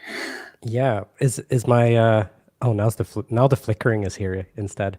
Oh no, you have no crackling. It sounds great. You're actually a little louder than before, which is good too. Yep. Okay, cool. Perfect. Great. It's regular Kev, not Robo Kev. That's right. All right. Should we sorry. No worries. Oh, Jesus. So should we maybe give it a couple of minutes? Like, Yeah, sure. Let everybody people kind of roll show back up. in. Don't Yep. forget to go join the chat in the Svelte Discord, svelte.dev/chat. You can join us over there. We've Yep. been having some really great events and things. You want to go ahead and talk about the events maybe while we've got a couple of minutes? Yeah, sure. So recently we started doing, well, Enrico started doing This Week in Svelte thing. So every Friday he starts like a Discord hangout, I think it's called, or stage. Yeah, stage. Stage, right? Where he goes through like commonly asked questions, some concepts around accessibility, things like that, change logs, etc. So every Friday, if that's something you want to see, then hop on and watch that or join in, ask questions. It also gets uploaded on YouTube, usually on Saturdays or Sundays. So if you can't be there, you can still watch it. Next, I think we have the dev vlog, right? I don't think we've talked about that. So that's been going now for 3 months. We've done March, April, and May. So we've talked in the first 2 ones, we talked with Rich for about an hour each. We went through like the latest things that have been happening in Sveltekit and Svelte. Crackling is coming back now, Oh, fortunately. no. Let me reconnect again. Okay, I'll go ahead and go through some of the other ones then. Every time that we have an event in Svelte, we always try to put it into the events in the Discord, and you can always find anything that's going on with Svelte in there. Rich did a front-end masters talk recently. We had that in there. He's going on Learn with Jason next week. We have Why is Svelte.js the most loved JS framework? And he's going to be on Learn with Jason talking about that. We've already talked about This Week in Svelte. We share all of the Svelte London meetups that are in there. Those get played on YouTube on the Svelte Society channel where we're at right now. And any Svelte Sirens events or anything else that we have going on are also shared in that event. So you can always see kind of what's going on in the Svelte world in the events in Discord. Yep. Is it better? It is better, yes. Okay, cool. So Paolo is saying, has anyone ever seen normal Kev and Robo Kev in the same room? Sus. Very. All right. So should we get into the next talk? Yeah, absolutely. Do you want to do the presentation? Okay. So next we have Superforms. I'm on the right line, right? Yep. Okay. Superforms we've already heard because they won one of the hackathon entries. And Superforms is a forms library for Sveltekit that handles validation, error handling, data coercion, and so much more, all while staying true to the Sveltekit principles. So let's hear from Andreas. Here it is. Hello, I'm Andreas, the creator of Superforms. I'm going to show you how easy it can be to make a database backend with this form library, how it simplifies the process to just a few lines of code, so you can focus on more interesting and productive things than writing validation code, error handling, status messages, and so on. So let's get started right away. So what we have here is just a freshly installed Sveltekit site, the skeleton app, and I add a checklist here so we can track the progress. What we're going to build is a so-called CRUD application. CRUD stands for Create, Read, Update, Delete. And it's the fundamental data management that you have to do to handle data in the backend. So let's just start by installing Superforms. To do this, you just install two libraries with npm or pnpm, Sveltekit Superforms and SOD. SOD is the validation library that Superforms uses to simplify the validation process. Validation can be very complex, so it's nice to have a dedicated library for that, and SOD makes a great job. But before we can validate anything, we need a route so we can actually display something in the backend. And I'm thinking something like users / and then an ID for the user, which is very common in REST APIs, for example. So let's make a route here. We can just right click and select Sveltekit create route in the routes there. As we said, users, and then we're going to use double brackets for ID, so it's optional, so we can also create a user from this URL. And we want the server page, and we want a normal page for displaying the data. So when we have this, we can get started in displaying something. Let's just start by going to users. So let's add this checklist as well. And why not the title? So if we look at the first step in the checklist here, we want to display an empty form. And this is of course because we want to do the first step of the CRUD, which is to create a new entity, which is the user. And this validation schema in SOD is a very nice way of expressing this user entity that we're going to make. We can just create it directly by importing SOD. And then we create the schema. We call it user schema. And the syntax, as I said, is very simple. We can just make an object here. And in this object, we have all the properties that we expect from user. So let's say that we want this user to have a name, an email address. But for the database, we should also have an ID so we can refer to the user in some way. So if we start with ID, just let it be a string, and we said it has to be at least one character. We have the name, we should also let it be a string, and we can let it be 2 characters. And finally, the email address, then we can use a SOD helper for that, email. So we got our user schema, and now we want to display a form based on this schema that we have. Just to make things simple, we can just paste a very simple form in here. We have all the 3 fields here that we want from the schema. We have the ID, the name, and the email. So let's check the first one just to make some progress here. And the next step is to post this form and validate the data. So we added a form action here. And this is where we're going to post, which is pretty much automatic with Sveltekit. And if you want to see it, we can just extract the form data from it and take a look at it. So now I'm posting this form. We got the form fields here, all empty. But let's see now how we can simplify and make things much more convenient. So let's start by adding Superforms. So we have added this super validate function from the Sveltekit Superforms server. We should call Superforms to preload this form that we have created here with, for example, constraints, so we can get the client-side validation. And to do that, we need to call supervalidate in the load function. So we can make a variable called form. And there we can just await on supervalidate, and we just send it this user schema. And this will create the default values for the form, so it's type safe, it will create constraints and some other things. When we do this, we just return it to the client. And then on the client, if you look on this side, we should import the client version of Superforms here, which is called Superform. So it's a form on the client side and it's a validation on the server side. So if we want to create the Superform now on the client side, we just deconstruct this form, use that with the data form that we sent here. Now we have a form ready to be used on the client.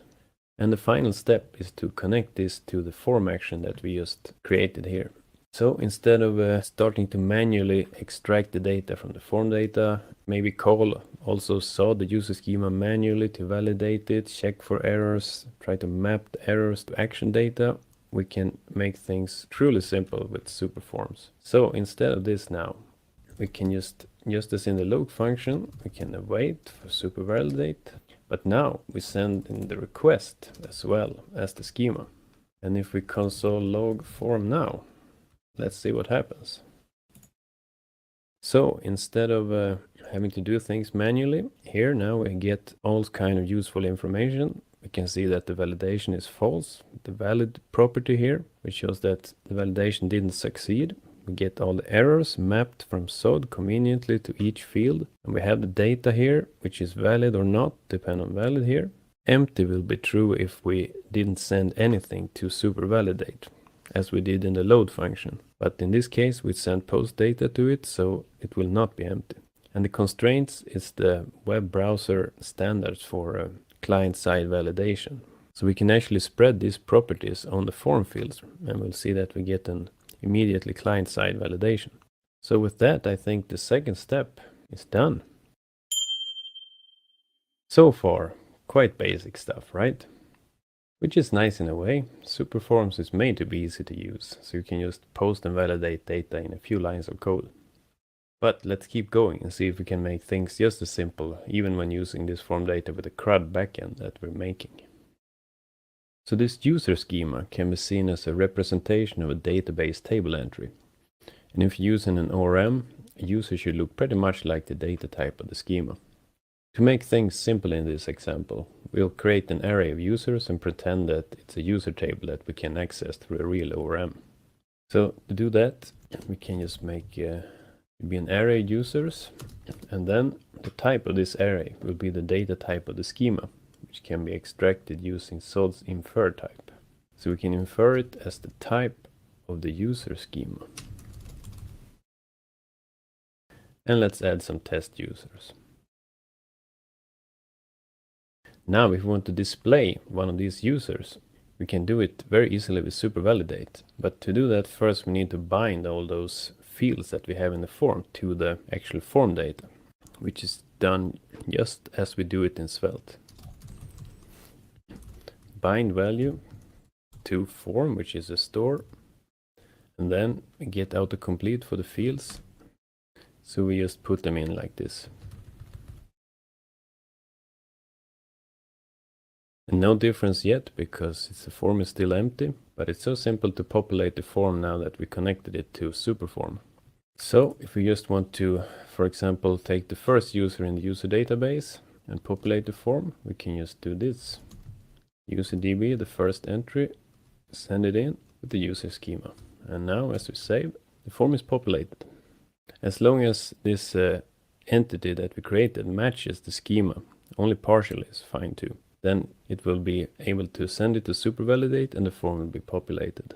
And now let's take advantage of Sveltekit's easy to use root parameters to display any user in the database. To do this, we can extract params parameter here. And then instead of accessing the user DB directly, we can look for a user based on this parameter.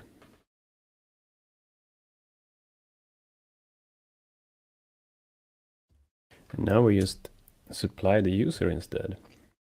And hopefully now, if we enter a user here, well, what do you know?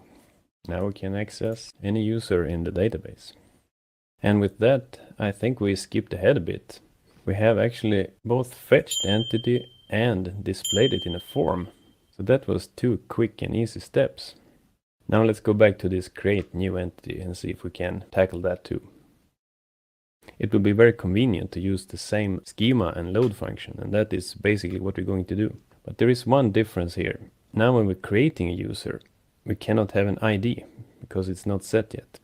To make this possible, we need to extend the user schema to make it possible to post a user with no ID when we want to create one. Fortunately, SOD makes this quite simple. Just make a new variable, we can call it CRUD schema, and then we can just user schema extend. And here we just add the variables that we want to extend. So in this case, ID, and then we can just specify user schema shape, which is the shape of the schema. And then we just use the ID again, but now we append this optional to it, which will show that we can choose if we want to send an ID or not. And now we can just replace the user schema that we had here in the load function and the form action with the CRUD schema. And as we made the root parameter ID optional, now when we just go to /users, it won't find a user in the database and we will be presented with an empty form. Though this might not be perfect, because if we enter any user ID that doesn't exist, we will still get an empty form. In this case, we want to send a 404 error. But that's no problem. We can use a quite simple check to see if we requested a user or if we just want to create a new one. If params ID exists, but still there is no user, we should throw a 404 error. And we see instantly that it works with an incorrect, a non-existing database ID. And like this. And if we do no user, we get an empty form. Finally, we can create a new entity.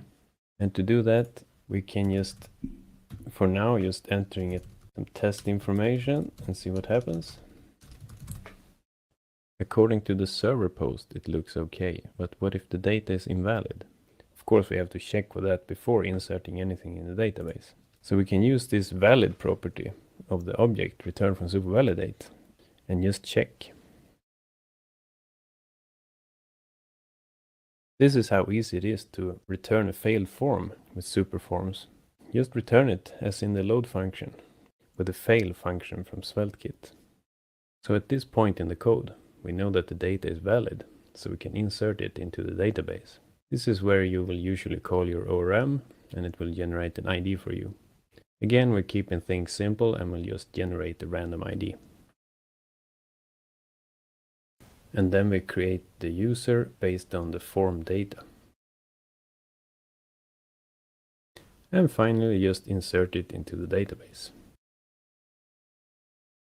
At the end of the form action, since everything is okay here, we just return the form just as we did in the load function. And this works, but we want to give an indication to the user that we have created a new entity in the database. And to do that, we can use a helper function called message, which is part of the Superforms package.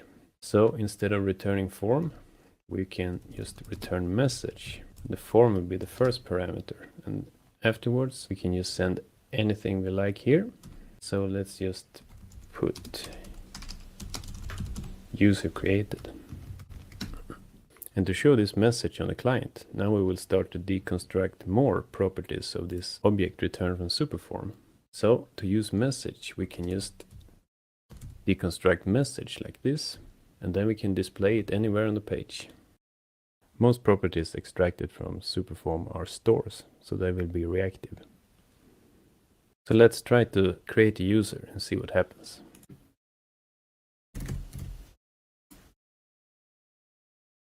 Now let's do two things to reset the form, so we can create another user easily. We will extract enhance from the Superform object, and also set the reset form option to true.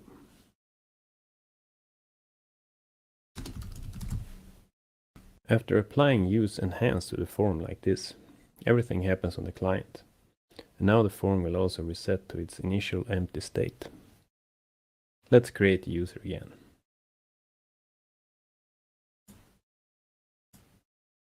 But what if validation fails? For example, if we just submit an empty form.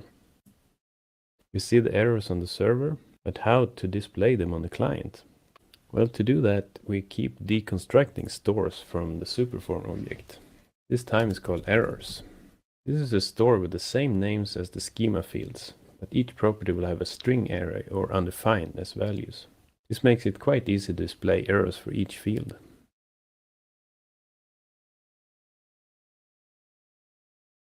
So we can see right away that errors are displayed. Let's add just a little bit of style. Before we check the create entity box, it would be nice to list all users so we can ensure that the data is created. To do this, we can query the database for usernames and IDs in a real case. But for now, let's simply send the array of users to the client and display them there.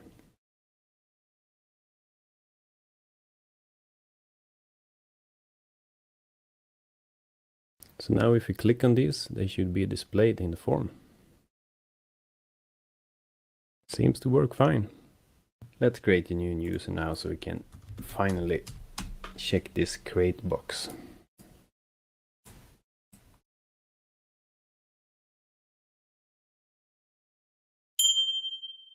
We can just keep going from here and basically post the form and see what happens now. Now we created a new user. But if we look at the data we sent to the server, we see that now we have an ID, which we should use to distinguish between if we want to create or update the user. So in the form action now, we will branch just after the form is valid. If an ID exists, we want to update the user. But if not, we do as before and create the user. Updating the user will be a job for the ORM usually. In our simple case, we will find the index of the user with form date ID and throw a 404 if it doesn't exist. Now we'll just update the user at that position in the array. We need to add the ID again because according to the schema, the ID is optional, so we need to ensure that the ID exists here. And finally, we should return a message that the user has been updated. So let's see if everything works.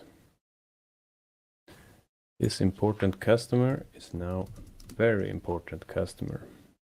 Submit, user updated. We see that the name is now very important customer. So we have posted the form, validated the data, updated the entity with this data. Before we start working on deleting users, let's display a button for creating a user when we are at an existing one. To do this easily, we'll use the form ID property. So we can test if an ID exists. If so, display the button. So we can make an if statement and test if the form isn't empty, then display the button. And it will just link back to the user's page with no ID. For this we will also use a form, since the default action of a form is get, and that's what we want to do with the button. And the button is also what we will use to delete the user. Since a button can have a value that will only be posted when that specific button is clicked, we can use that to determine whether a user should be deleted. Again, we'll use form ID to check if it should be displayed.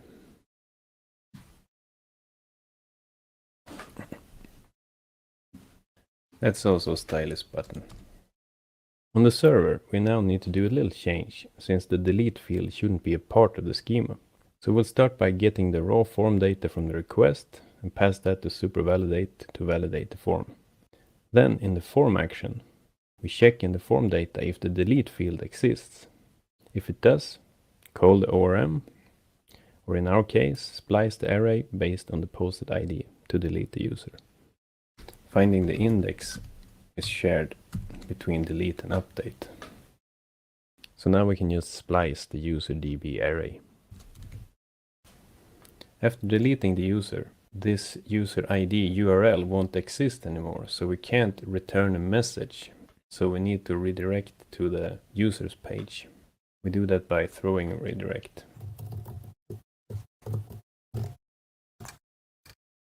Should we try to delete the user? There, the important customer is now gone.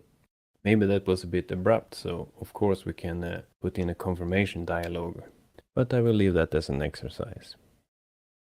One thing I do want to show though, since we have barely scratched the surface of what's possible with Superforms, are timers for easily displaying loading spinners.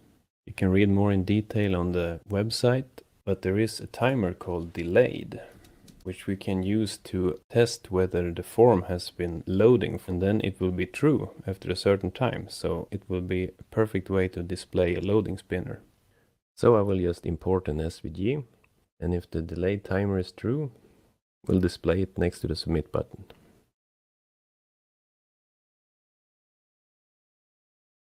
We also need to add a delay on the server to see it, because it takes 500 milliseconds before the timer is set to true. We'll do that with a simple promise await. Hopefully it will work.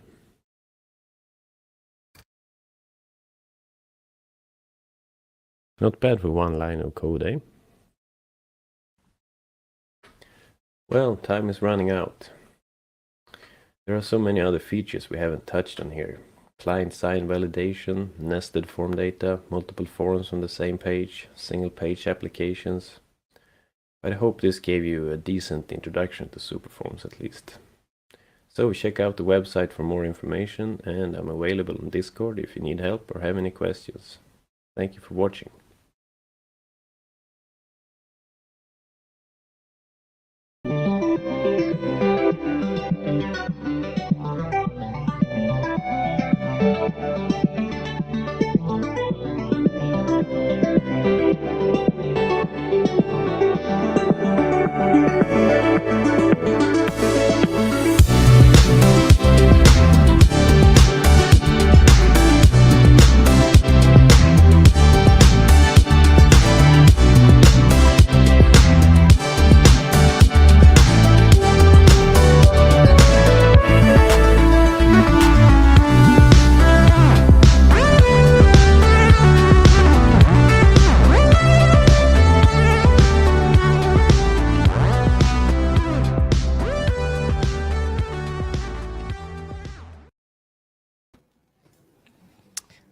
What a nice presentation.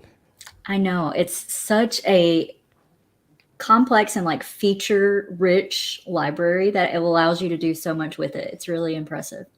Yeah, I'm super impressed. Super impressed. And I'm even more sold on it now.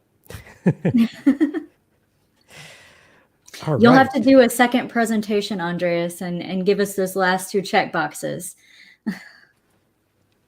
Ding. Oh yeah. And add that into our IDs. We need an extension for that. That would be funny. Just That's having like a really to-do list in satisfying. VS Code. Like ASMR, like satisfying Yeah. ding. Oh, wait a minute. Maybe you could integrate it with your unit tests.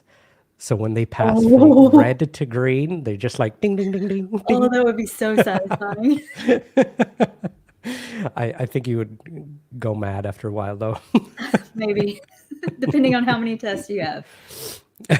Someone saying Hector Salamanca has entered the room. That's pretty funny. It's a person from Breaking Bad. If no one's getting the reference. Oh, okay. Yep. It's the guy in the wheelchair with the little bell thing that he rings. That's funny. Ding, of course. All right. Let's see. We have a couple of more talks. And next up, we have, let me see if I can find it in my secret notes here. Intelligent Svelte, unleashing AI with reactivity. That sounds cool. I know. All this AI stuff is like super interesting and like just ready to dive into all of it. Yep. All right, here we go. Hi, I'm Connor. Welcome to Intelligent Svelte, Unleashing AI with Reactivity. AI-driven applications are quickly becoming mainstream and well-regarded to play a big role in future software. I believe Svelte and Sveltekit are the best ways to build software, so today I'll be showing you all how to combine the two. So when it comes to building around AI, there's a few very important things. Number one is speed. These models are groundbreaking, but are still exceptionally slow, meaning the speed of all your infrastructure around these models is make or break when it comes to your application. Number two is iteration. In an AI-driven world, it becomes a lot easier to build applications. This is a good thing for developers, but it means you also have to be more careful about what tech stack you use and how fast you can change direction. And number three is complexity. The hard part of your app should be the models you use and how you use them. The rest of your stack, you need to be simple and straightforward. So Svelte, of course, does all of these exceptionally well. Today we're diving into two examples of how Svelte is perfect for building intelligent applications. The first will be a straightforward chatbot using the ChatGPT API. The second will be image generation with Stable Diffusion. First up is our chatbot. It's pretty straightforward for an app. You send messages to the large language model and wait for a response back. On the surface, not too complicated. In Svelte, it's of course very easy to show a list of chats and then update it when you send and receive one. Svelte's declarative reactivity means that simple state and form handling and even visual tricks like animations are all very straightforward. But what about streaming? It's not a great UX to wait for an entire response. So how do we stream new tokens of a message into the front end declaratively? Or Markdown. Text is easy to show, but what about when our requirements get more difficult? Tables, headings, and images suddenly less simple. So how do we tackle this? So of course, the simplicity of Svelte and Sveltekit are amazing frameworks to tackle these unknowns. Svelte stores can very easily wrap web streams, meaning a server-side stream from Sveltekit integrates perfectly into a client-side Svelte store. For our chatbot today, we're using LangChain on the server. LangChain is a common package for building applications with large language models and to run seamlessly on the edge in JavaScript environments like Sveltekit. LangChain works through building chains of multiple modules to create a more complex language application. Here we're simply using GPT-4, which is the latest and greatest LLM out of OpenAI. But you could hypothetically add tools such as Google Search and Calculator, or retrievers to search a vector database, or document loaders to accept PDFs and Markdown instead of just text. The other great thing about OpenAI and LangChain is that you can stream back responses. Language models work by returning a single token at a time, each in succession, until it decides it is done. A token could be anything from an entire word to just a character, but each is streamed back the same way. For LangChain, we use this callback manager to enqueue each new token to our readable stream's body. The biggest takeaway here is that no matter how complex of a language pipeline you build, you can still stream back a very simple response.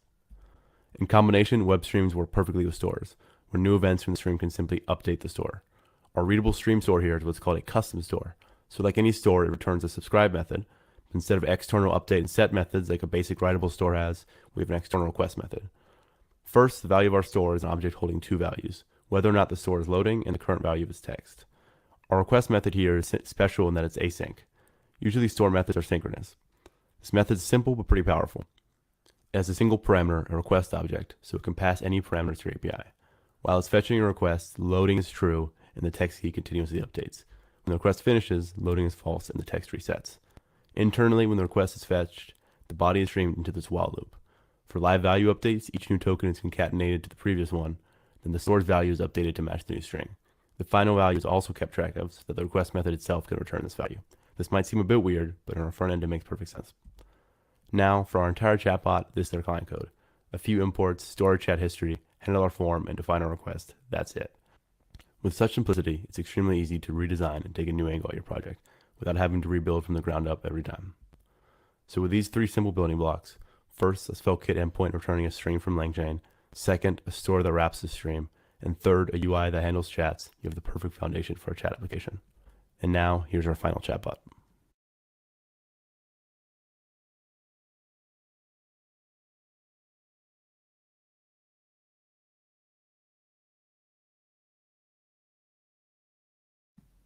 Our second example today is this. You type in a prompt and an image is generated that matches it. We're using Stable Diffusion under the hood, a text-to-image model released late last year. So while this example wasn't too complicated of an experience, this is actually our entire server-side code. It runs on the edge and is perfectly integrated into your Sveltekit app. Like any Sveltekit endpoint, you can export a post function, take in parameters, and return a response. What's different here, though, is that you can run any Python code, use GPUs, use high memory, and it also works the same. Here we import PyTorch, a popular machine learning library, in the Stable Diffusion pipeline from Hugging Face's diffusers library. Then we define what scheduler we use, an important part of high-quality images, and pass them into our Stable Diffusion pipeline. If you notice, Stable Diffusion is being imported from pre-trained model files in a cache and being told to run on CUDA, the NVIDIA machine learning framework. This is possible because we have a separate Sveltekit model config file that defines our GPU and our cache and our environment variables. Modal plays a big part here because they engineer a custom runtime where you can define containers programmatically, and the containers themselves are cached to have an extremely fast cold start. After we have our Stable Diffusion pipeline, we enter inference mode with PyTorch and create our images from it. Finally, we use the Python base64 library to encode the image and return it inside a JSON object for our front end. All of this takes full advantage of file system-based routing. Normal Sveltekit server endpoints are written as server.ts files, but thanks to the power of preprocessors in Sveltekit, we can write our server.py files that, internally, Sveltekit will serve the exact same way as server.ts files. So how do we get this experience? I wrote a plugin for Sveltekit called Sveltekit Modal. Installation is really easy. You install the Vite plugin and you add .py files as valid route modules in the Sveltekit config. It takes your Python endpoints and deploys them to Modal, a serverless Python service. This works in both development environments with fast library loading and in production environments with a stable endpoint. This endpoint works like any other server endpoint and has all the advantages of a full-stack Sveltekit app. You can submit to it from a form and handle responses with a use enhance action. Here, our entire UI is just 48 lines of code. Our request logic is just an HTML form. Because of this, the prompt input maps one-to-one to our request parameters from earlier. But of course, these endpoints can also take JSON or be a GET request or handle any HTTP request whatsoever. The rest of our front-end code is simply taking advantage of Sveltekit's use enhance by tracking states of loading, any error, and of course our image. And now, here's our final image generator.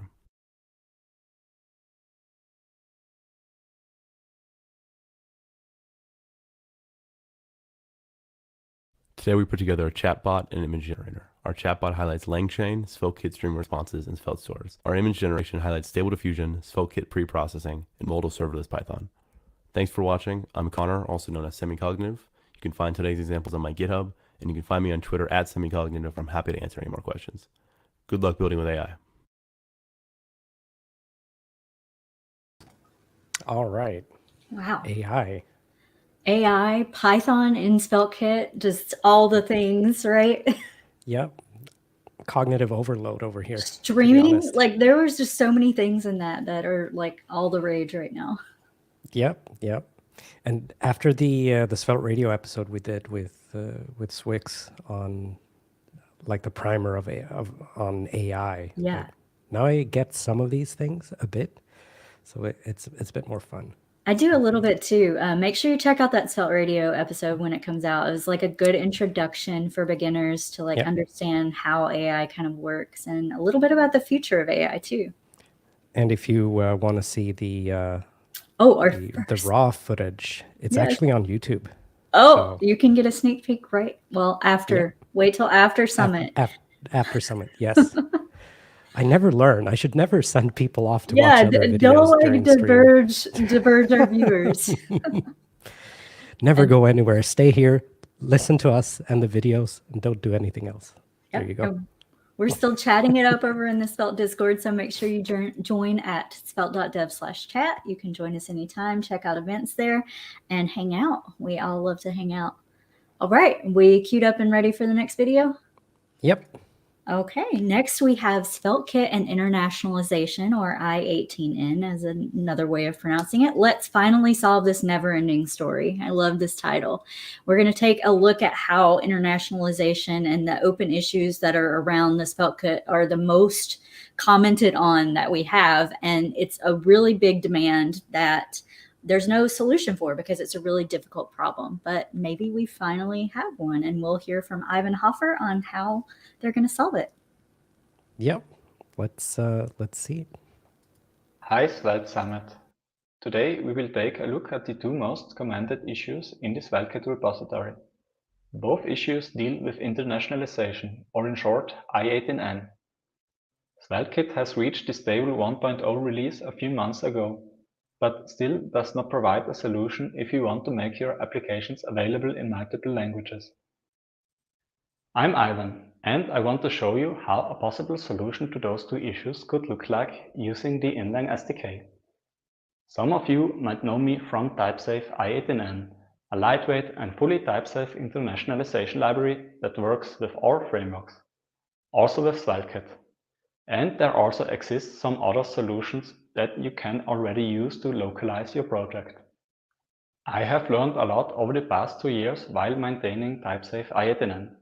Each project is somehow different, and probably 90% of questions I get asked is related to how to set it up for a specific project and its needs.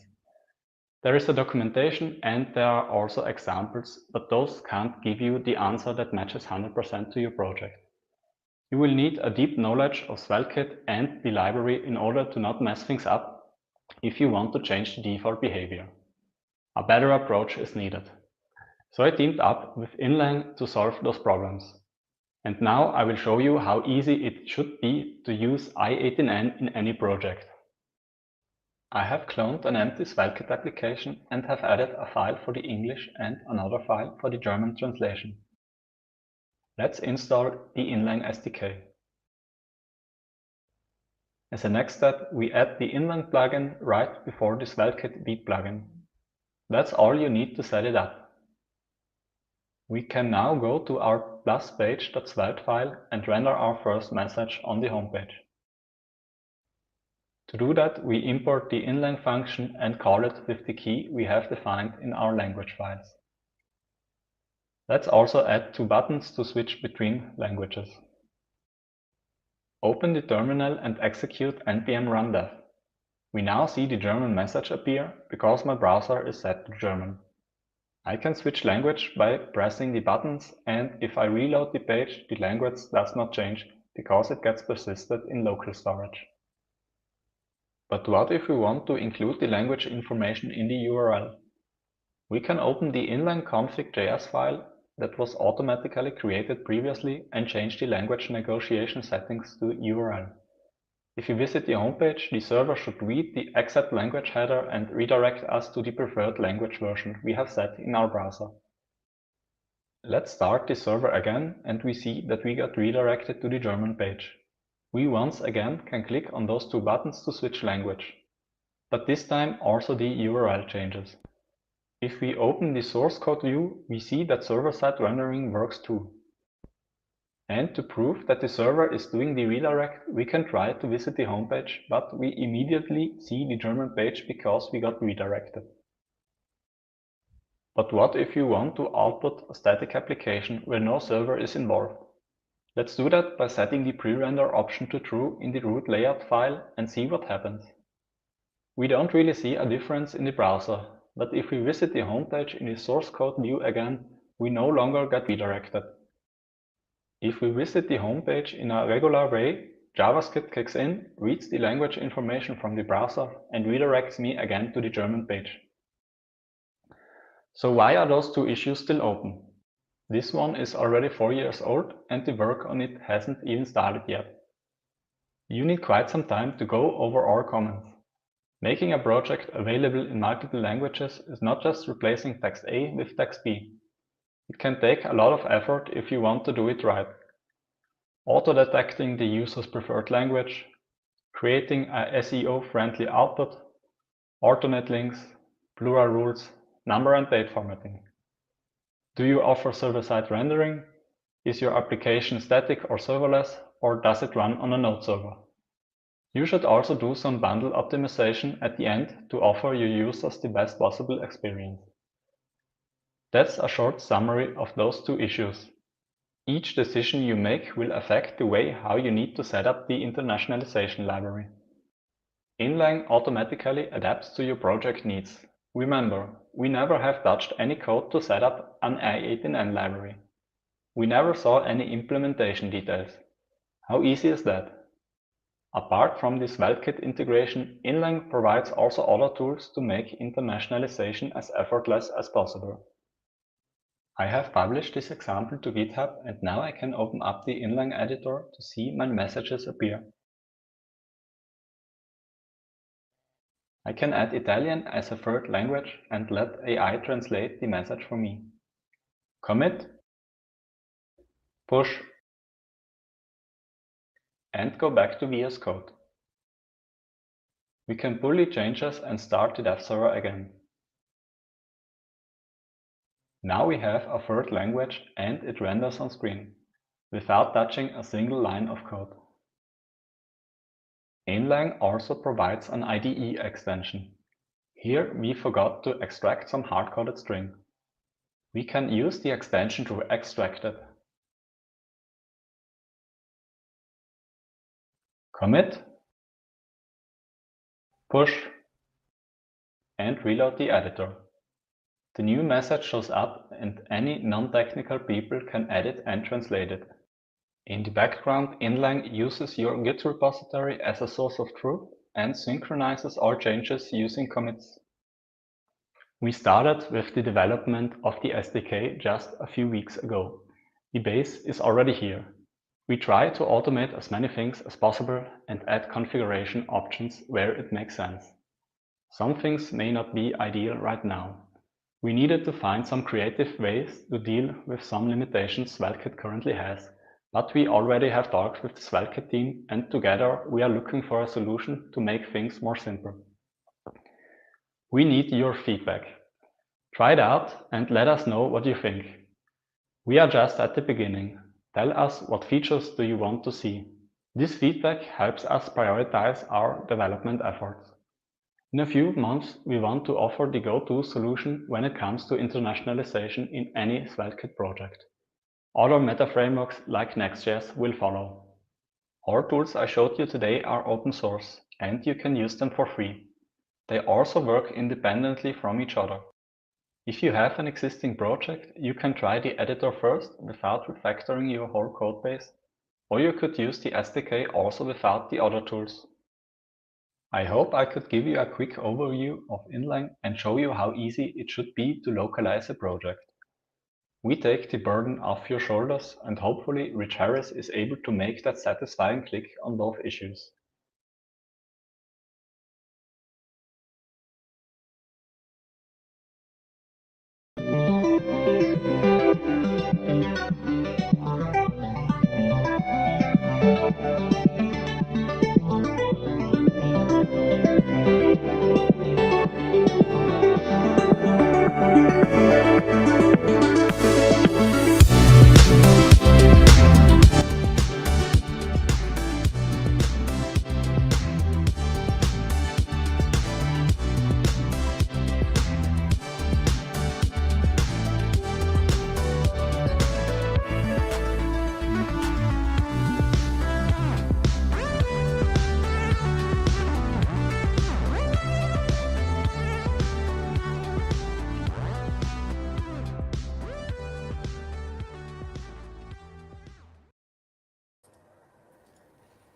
All right. That looks great. Yeah, if you haven't noticed a trend, it's that AI is coming up really fast in pretty much everything. Yeah. Maybe at some point we'll just talk to an AI that will translate everything for us. It'll just be like a personal assistant that just translates the other person's voice. Yes. Probably and, far in the future, but I feel like we're moving closer to Wall-E as we get like more and more AI stuff. well, as well as the humans that live on the spaceship as well, like driving around in those In the little floating cars, they never get out, and they're just tablet in front of their face and order everything right there. Robots bring it to them. Terminator's in our future. Pretty much. I mean, I'm launching Skynet next year, so I know. Yeah. beep boop boop. I don't sound like a robot now, though. Oh, there was a little crackle right when you said that. You Oh, used it. ooh. Uh-oh. All right. So next up we have Supercharge Your App's Animation with View Transitions by Jeff. This is going to be interesting. I really so like the excited. new View. Yeah, the new View Transitions API. It looks so cool in Chrome. And yeah, let's take a look. Right. I'm Jeff, a Svelte maintainer and senior software engineer at OrderGroove. Svelte transitions and animations. Everybody loves them. In fact, they're usually one of the top 3 reasons people fall in love with Svelte, right next to simple state management and feeling superior about not having a virtual DOM. There are 7 built-in Svelte transitions and 1 built-in animation function, but today we're going to focus on 2, flip and crossfade. We'll talk about why we need them in the first place and how new browser capabilities might provide an alternative. Maybe. Let's start with animate flip. This is a directive that you can use inside an each block to make reordering the elements in that block smoother. For example, look at this row of playing cards. Clicking this button reorders them, but they abruptly jump to their new positions, and it's hard to understand what playing card moved where. But if I add animate flip to the individual DOM elements, they instead animate their new position, which is much nicer. It's worth noting that you do need to provide a key in your each loop, otherwise Svelte can't tell which card moved where. This is something you could implement in JavaScript, but you have to grab the DOM elements yourself, and it gets a bit mathy, so it's nice that Svelte makes it as simple as adding a single attribute. But Svelte's flip only works in individual each blocks. In this demo, you can also click a card to select it and move it to a separate row. Here's what that looks like. If I want that transition to be animated, I need to reach for a different tool, the crossfade transition. First, we call crossfade to get the pair of transitions, and then apply them to the elements in each row. Here's where we apply it to the first row, and then the second. We pass a unique key so Svelte knows that when we remove an element from here, it's the same as the element we're adding down here, and should be animated to its new position. In this case, the key is the card's suit and rank, so for this card, the key is the string 10 hearts.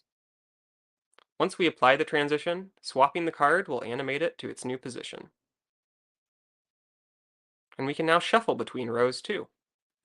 If you haven't seen these before, go take a look at the official Svelte tutorial. They're pretty fundamental bits of Svelte API, so I'm not going to dwell on the particulars for much longer. So Svelte's flip and crossfade directives were introduced in 2019. Are there more options for animating UI states on the web in 2023? Well, yes. Let's talk about the View Transition API. The View Transition API has been developed in Chrome for a while now. You may have heard about it under its previous name, Shared Element Transitions. According to the API explainer, it makes it easy to change the DOM in a single step while creating an animated transition between the two states. Up to this point in browser history, we had the tools to animate individual elements, but smoothly transitioning elements between two UI states was still a hard problem, and people often reached for libraries to solve it. So this API introduces a new document method, Start View Transition. When you call it, it will start a view transition and capture the current state of the page. Inside a callback passed to the function, you update the DOM somehow, and once you're finished, it will capture the new state of the page and then smoothly transition between the old and new states. By default, it will fade the old state out while fading the new state in, but you can customize the transition in CSS, just like you would any CSS animation. In addition, this API also introduces a new View Transition Name CSS property, and you'll see how we use this in a bit.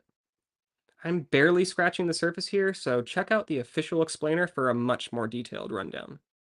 Let's look back at the demo we were working on before. How can we refactor this code to use Start View Transition instead of Svelte's Animate Flip and Crossfade? I've reverted back to before we added those functions, so we have a blank slate. Let's look at the shuffle functionality. To have shuffling trigger a view transition, we can wrap the actual state updates inside of Start View Transition. The browser then needs to know when the DOM has finished updating. In Svelte, we can do that by awaiting the tick function. So with that, every time we shuffle, we have a transition happening, a fade. But that's not quite what we want, is it? This is because the browser only sees the old and new states. It doesn't know whether a card moved somewhere or was replaced. Just like Svelte needed a key, so does the browser, which we can do by setting a view transition tag on the element. Since this tag needs to be unique, I like to use a CSS custom property to inject the dynamic part of the transition tag. We can set the prop in a style directive, and then use it in our CSS. Like before, I can use the name of the card to make up the key, which is unique for this demo. And with that, the cards animate during shuffle. I want to pause for a moment to call out just how cool this is. We have elements dynamically moving to their new positions, and there's no JavaScript code doing calculations to make this happen. We didn't have to write it, and neither did Svelte. The browser is figuring it out for us. So, should you go out and yank all the animate flip and transition crossfade from your codebase in favor of this new browser API? Well, not necessarily. Each version has their pros and cons. Let's compare them. Let's start with the pros of the View Transition version. First, as I mentioned, the browser does all the heavy lifting. You're also able to use CSS to customize the animation, which is especially useful if you want to use media queries, say to target different device sizes or reduced motion preferences. And because it's CSS animation, you can easily debug the animations using Chrome's animation dev tools. Also, there aren't any Svelte templating constraints. With Animate Flip, we had to be in an each block. But the View Transitions API doesn't care about that. This one probably isn't significant enough to matter, but we do ship slightly less client-side JavaScript since we don't need to include Svelte's flip or crossfade code. And because it's a browser API, the knowledge is portable. You can't use Svelte animations and transitions in other frameworks, but you can use view transitions. On the other hand, it also comes with some cons. It only works in Chrome, at least for now. While animation is a good progressive enhancement case, if this is broken, then your app should still work. Losing this animation completely in non-Chrome browsers may be a deal breaker.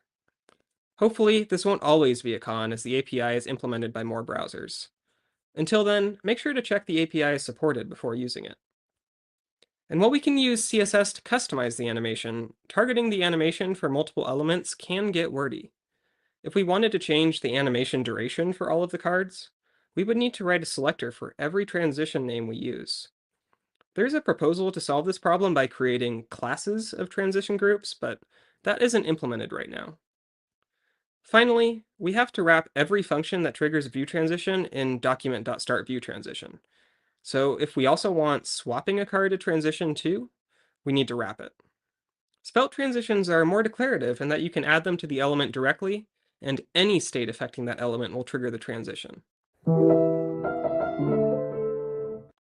So, while view transitions are great, they're not a drop-in replacement for the Svelte transitions you're already familiar with.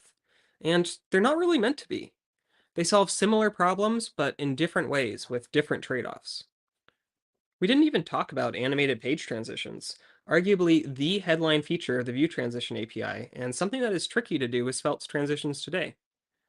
Some of the cons I mentioned become much less relevant with the page transition use case. For example, for Sveltekit page transitions, you don't have to wrap every link that should trigger a transition. You only have to wrap a single navigation lifecycle hook. As much as we all love Svelte, it's important to also know about the web platforms APIs. There may come a point where Svelte is dead and gone, but the web platform is extremely backwards compatible, and browser APIs and fundamentals are here to stay. There's a good chance that view transitions will become an essential tool in your tool belt for years to come, especially as they gain wider cross-browser adoption. If you want to read more about Svelte and view transitions, head to my blog at jeffrich.net, where I'll have a written version of this talk as well as links to some further reading. I also recommend checking out my post on creating animated page transitions in Sveltekit using the View Transition API. Thanks for your time and enjoy the rest of the talks.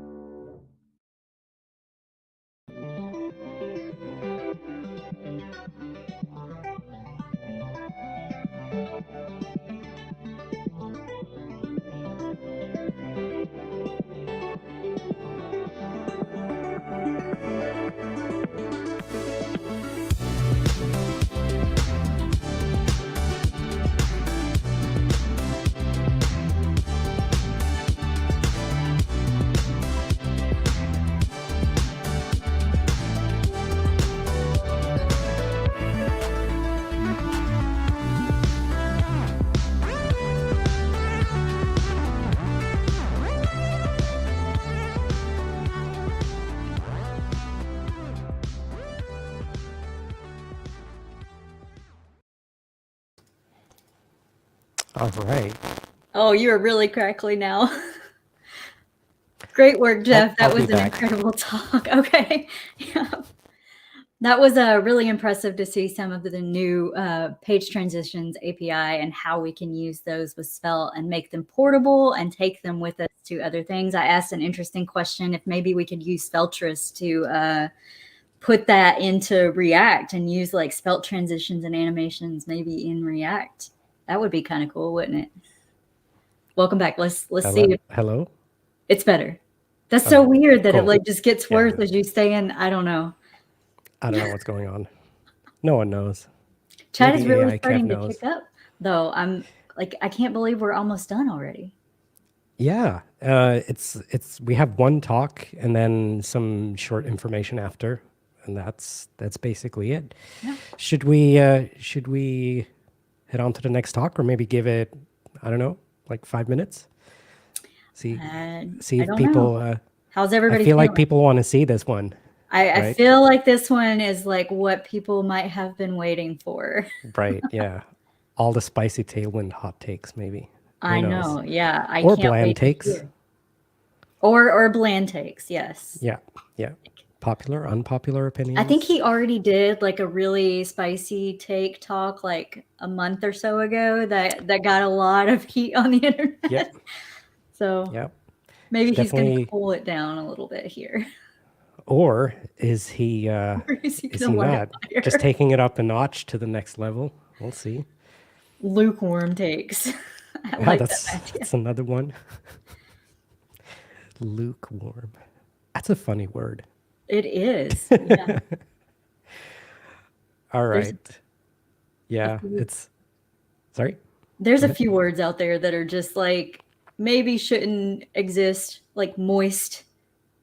Yeah, that's a disgusting word.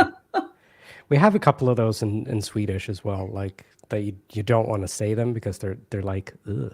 Oh. It's not like they like the meaning is particularly bad. It's just like the word sounds very Yeah, a lot of the English ones are like the connotation of the word makes the thing that you're like, I don't know, it just makes you think about what the thing is, and it's gross. But yes, yeah. great talk, Rich. Thank you. And I guess we're ready for the next talk. Do you want to Yep. do the introduction? All right. So the next talk is by none other than Rich Harris, the creator of Svelte. But you all knew that already, right? It's called Svelte Snaps, and it's probably not what you think it is. So let's give it up for Rich. Here he is. It's me, Rich. If you went on the Svelte Summit website this week and looked at the speakers, you would have seen my face in a box that said TBD secret, which makes this talk sound way more exciting than it actually is. It sounds like there's going to be a big reveal or something, and sadly there isn't. I would say you should blame Kevin for over-egging the pudding, but the reality is it's all my fault. I was just too disorganized to send him some actual information. So no big reveal. I'm just going to yammer on for 20 minutes or so about an app that we've been working on for the last week.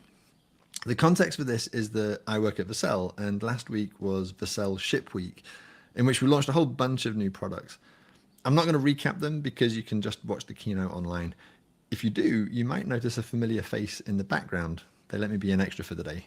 I got makeup done and everything. Vercel production values are kind of nuts. Anyway, among other things, we launched integrated storage products. With a couple of clicks, you can add a Postgres database and blob storage to your products, which is really neat. One of the things that I do at Vercel is I try out new products that are in development to make sure that they work really well with Sveltekit. So I thought it would be fun to try and build a photo sharing app which would use Postgres and blob storage. It would also be an opportunity to work on one Sveltekit feature in particular that I've wanted for ages, which has been in our issue tracker since October 2021. That feature is something called shallow routing, and it gives you a really nice way to tie state to history without causing navigation to occur. Finally, I wanted to try and build something with Tailwind. I've always thought Tailwind had some really persuasive arguments about the right way to do CSS, but I've always looked at Tailwind code with absolute revulsion. And I wanted to challenge myself to get over the hump and see if it started to make any sense. And my verdict is, I actually really like it. There are some things that I don't love. It gets very repetitive, and the solutions for avoiding that repetitiveness kind of undo a lot of the niceness. And there are some fundamental limitations with the Tailwind approach that means it cannot solve all your CSS problems and probably never will. And we'll talk about those later. But on the whole, I was pleasantly surprised. So here's the app. It's called Svelte Snaps, and you can access it yourself by going to sveltesnaps.vercel.app. I'm going to give you a tour of this app and show you how each bit is implemented.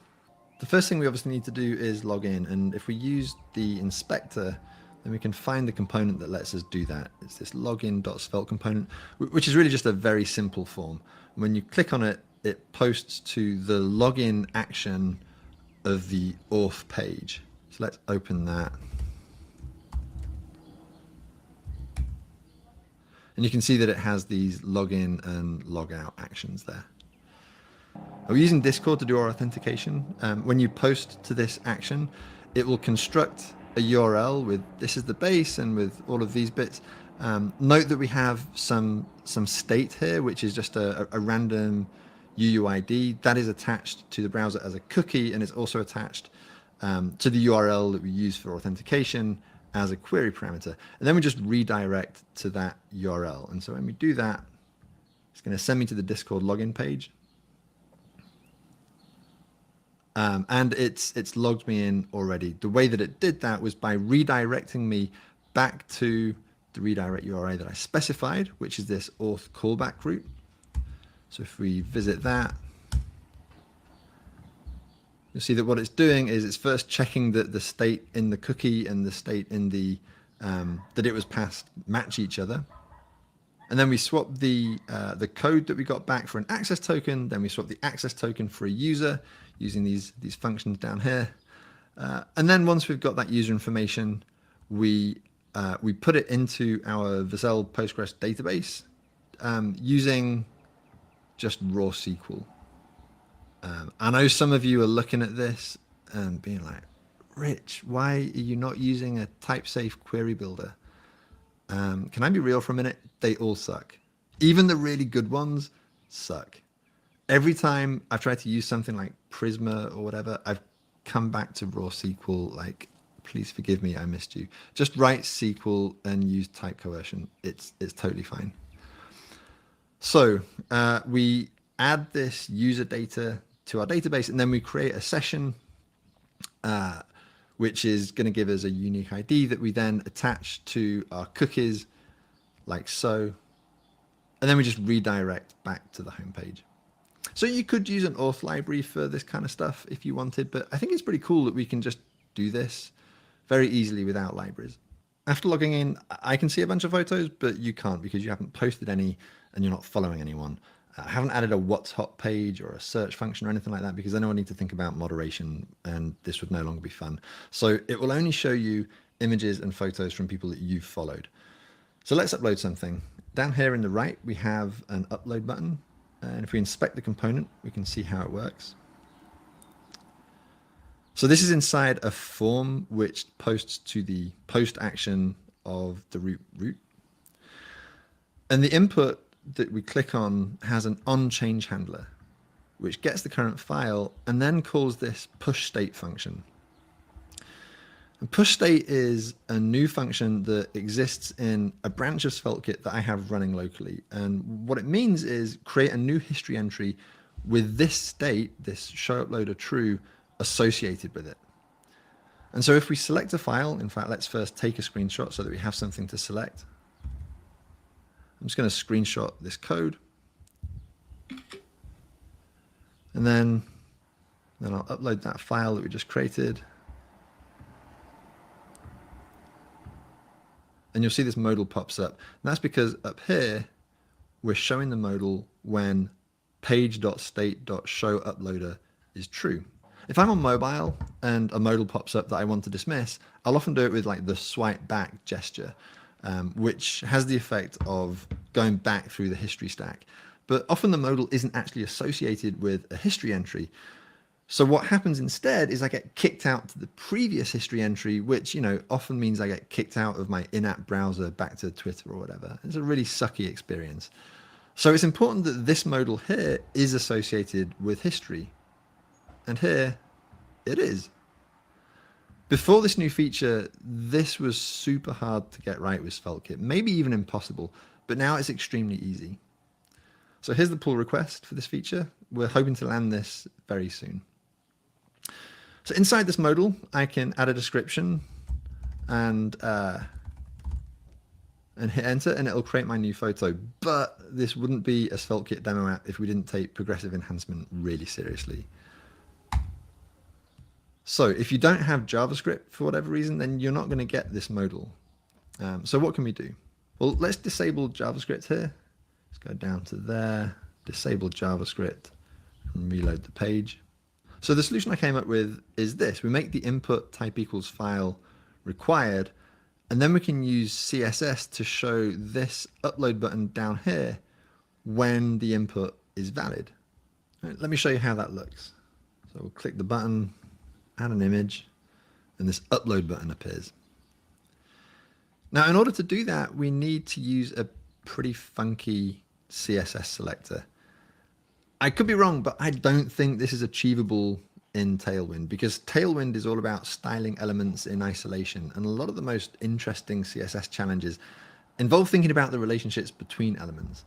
This is the same mistake that a lot of CSS and JS solutions make in my experience. So Tailwind gets you 90% of the way there, but it's not enough. You still need to be able to associate real CSS with your components, and Svelte scope styles are obviously where it's at.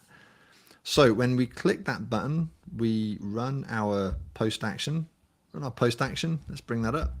Right, it's going to read our file data and then use the Vercel blob API to store it, giving us back a permanent URL.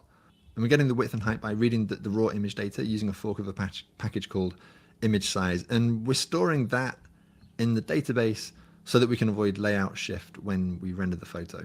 Now, because the description of a photo is required when you submit the photo through JavaScript, we know inside this action that if there is no description, like this, that we can't publish it yet, that we came from a Node.js submission, and so we need to go to this this publish route, which you can see on the right here. And so now I can add a description, hit enter, and we're now on the photo page.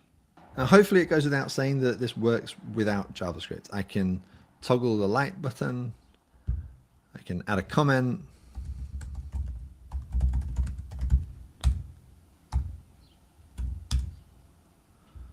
I can delete the comment, and all of this just works without any real effort on the part of the developer because I'm just using Sveltekit form actions.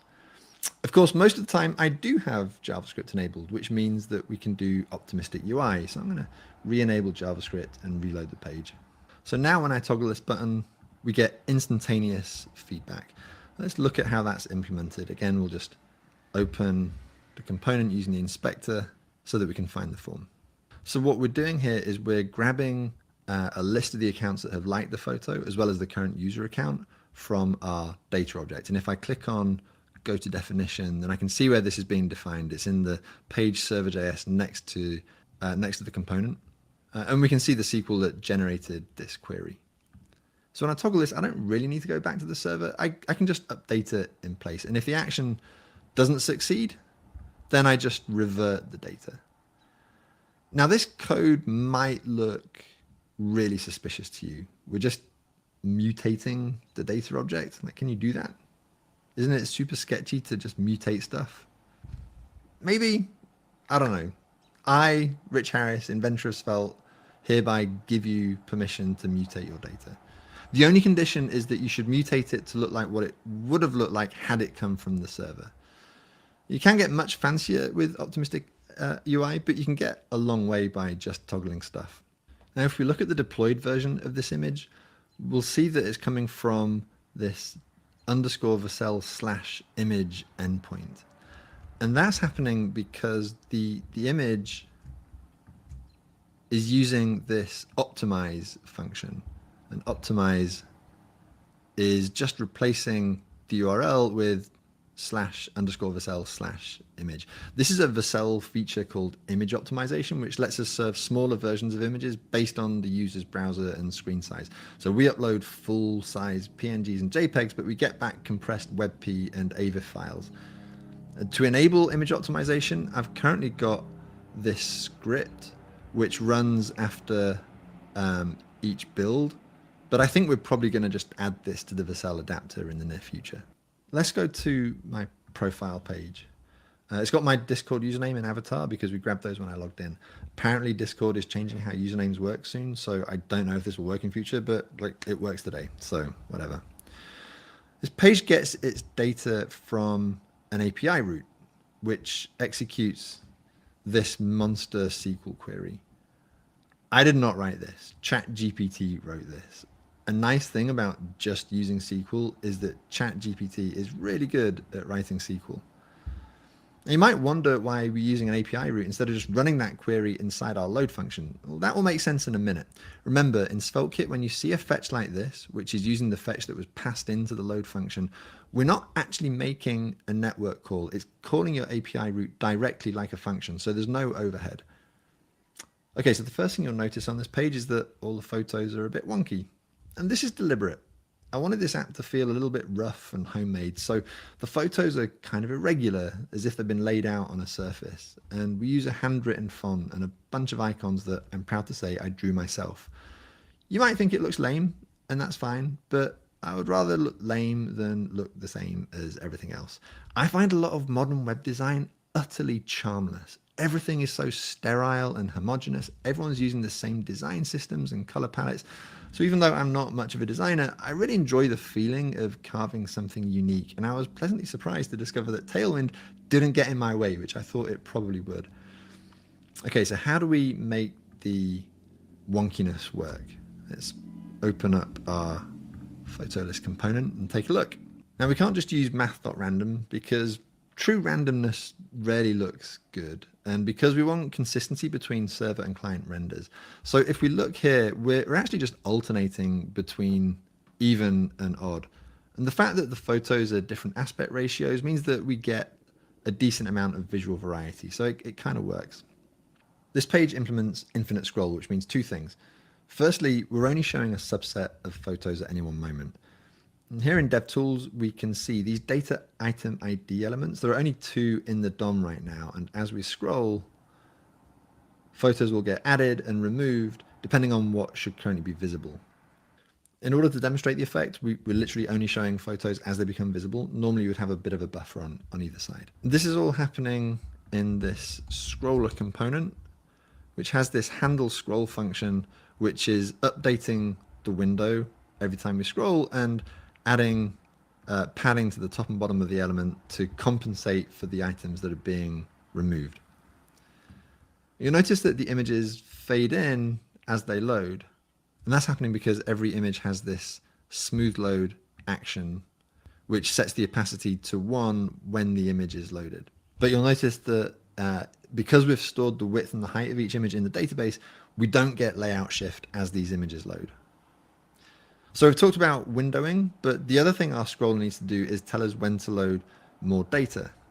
It does that by dispatching a more event when it detects that we're getting close to the bottom of the scroller. And the parent component, our photo list component, is listening for that more event. And when it hears it, it loads data from the same API route that we use to populate the initial data on the page, but we're adding this start query parameter, which tells it to skip the first however many photos. In turn, the photo list component emits its own event to tell the page that some data has been loaded. And here's that event handler. Now, again, we're mutating the data object, which might feel a little bit naughty, but I find it to be a pretty effective technique. And of course, hopefully it goes without saying that all of this works without JavaScript. If we just disable it, and reload the page, then instead of getting infinite scroll, we get pagination. I've turned JavaScript back on so that we can talk about another use of the new push state feature. You might have seen this pattern on other websites like Instagram. If you interact with something in a long list, it's kind of nice if you can open it on the same page like this instead of losing your context. So how does this work? Well, on each A element, we have an on-click handler here. And the first thing we do is we bail out if the meta key is pressed, because that means that the photo is being opened in a new tab. We also bail out if the window is small enough, because we only really want this to happen on larger screens. If neither of those conditions is met, then we prevent the event default because we don't want Sveltekit to route to this page. After that, we need to load the data that we're about to display. Now, we could have written this app in such a way that we didn't need any additional data. We could just use the list item instead to populate the contents of this modal. But as it happens, the photo page has a list of comments, whereas the list page just has numbers of comments. So we do need to load some additional data. Now, we could use another API route and then fetch the data, and that would be fine, but we'd be losing out on one of Sveltekit's neat features, which is preloading. Let me pull up the network tab so that I can show you what I mean. When you hover over a link, Sveltekit's default behavior is to load the code and the data for that route in anticipation of you clicking on the link. We can see that in the network tab here. If I hover over this photo, it will load some data from the server so that it can navigate to that page, like that __ data.json file. Now, it would be pretty cool if we could use that same mechanism, even though we're not using Sveltekit's router. And that's what this preload data call does. Preload data already exists in Sveltekit.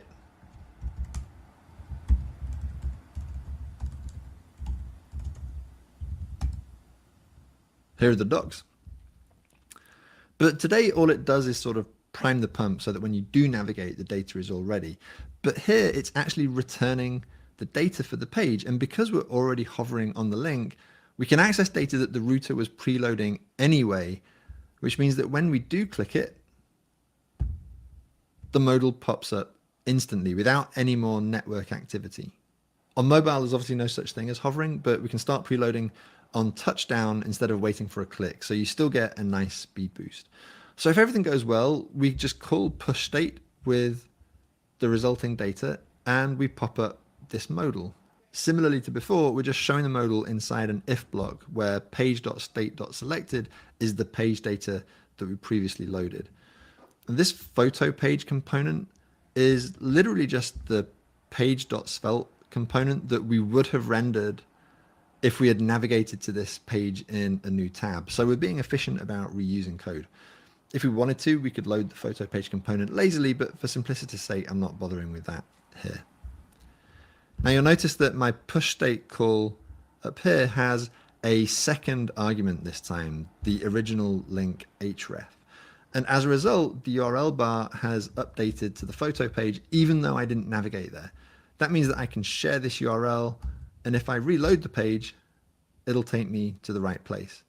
So I'm pretty excited about this feature. It is super easy to use, but I also have a ton of flexibility as to how I use it. Right now I'm on Conduitra's page, and if I scroll down far enough that it loads some more data from the API route, and then click to my feed page, it will load some new data. But watch what happens now when I go back. Not only does it maintain my previous scroll position, but it's also using the data that was previously in memory, not the initial data that comes from the server. Now, how can that be? The answer is that we're using a relatively new feature called snapshots. When we navigate away from this page, we run this capture function. And then if we return back to it, like so, we run the restore function with the previously captured values. So we're actually just replacing the initial data with this stuff that we had lying around in memory and resetting the scroller to its previous scroll position. This is the sort of thing that you would normally need a very elaborate client-side state management system to pull off. And the fact that we can do it with a pretty small amount of code honestly feels like cheating. Now, there are some limitations. For example, we're still loading the initial data from the server, even though we immediately discard it. It would be nice if we had a way to prevent that. There is an open issue for that here, which you can comment on if this is a feature that would be interesting to you. Another problem is that data can get stale if you're not careful. For example, if I pop up this modal here and add a comment, then by the time I close the modal, I want the comment count to be updated. And at this point, you might think that we need a really convoluted state management system, but we really don't. We just need this very simple store. This is all the code that's required to keep things in sync. And we just update it with data from the server whenever we get it. This is all pretty hacky, and I'm sure you'll find creative ways to break it, but it's a lot of fun to explore the limits of this stuff. At the moment, it feels like every framework is scared of running JavaScript in the browser and is retreating to the server, but I think it's a mistake. If we can update our UIs without always deferring to the server and without over-engineered state management, then we should. All right, that's my time. I had an absolute blast building this app. The sad truth about being a framework maintainer is that you're often looking at problems in a slightly abstract or isolated way. So it's really helpful to sharpen your knives on real world problems from time to time. And I hope we get more chances to do this sort of thing.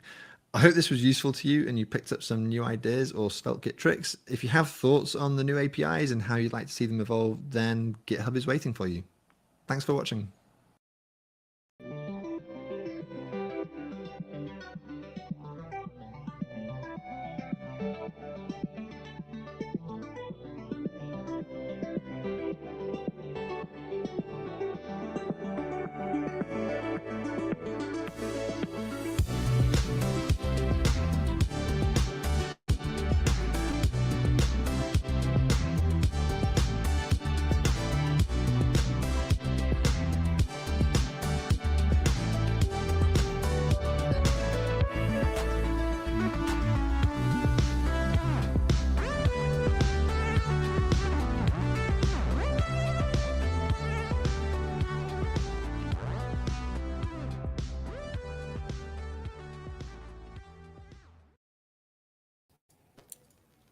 All right.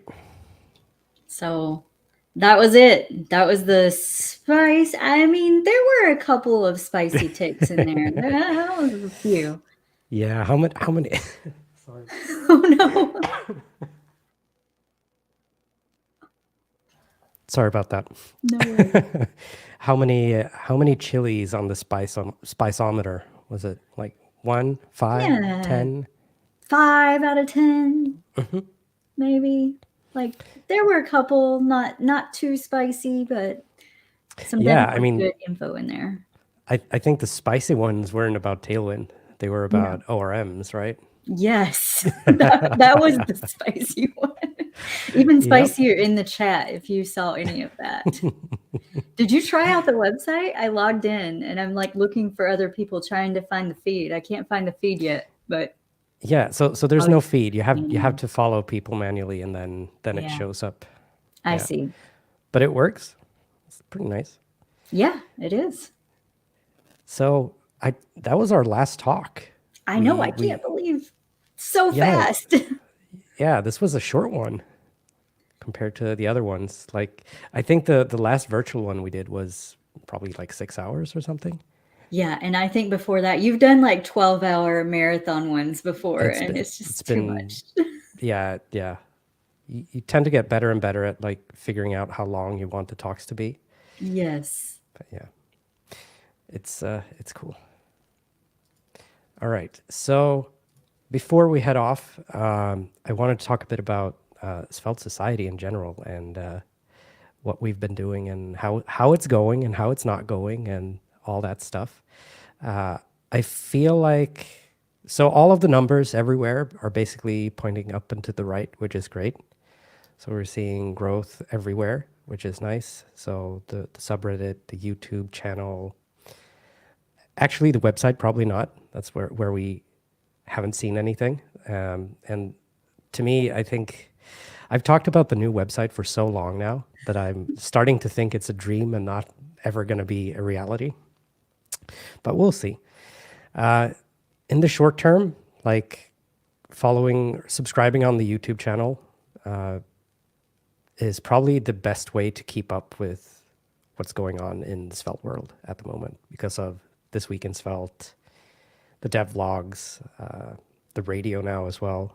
Yes. Everything's on the YouTube channel. And yeah, so now that this Svelte Summit is over, we can talk a bit about the next Svelte Summit. And I know that a lot of people have been hoping that it was going to be an in-person one. Unfortunately, that's not going to happen. It's way too risky financially to do it at the moment. So I'm looking at trying to do it next year instead. So either in the spring or in the fall. I haven't really decided just yet. We'll see. But of course, there will be a virtual one this fall, just like this one. And I'm sure we'll get a lot of fun, exciting talks there as well. Yeah. I think that's it about Svelte Summit. I know something everyone else. seems a little disappointed, but it's just the economy is very rough right now. Hopefully it will rebound and we'll be Yeah, able to get sponsors and things and going forward and make sure that we have a great exactly. experience. We don't want anyone going in the hole for us to get together. Exactly. Yeah.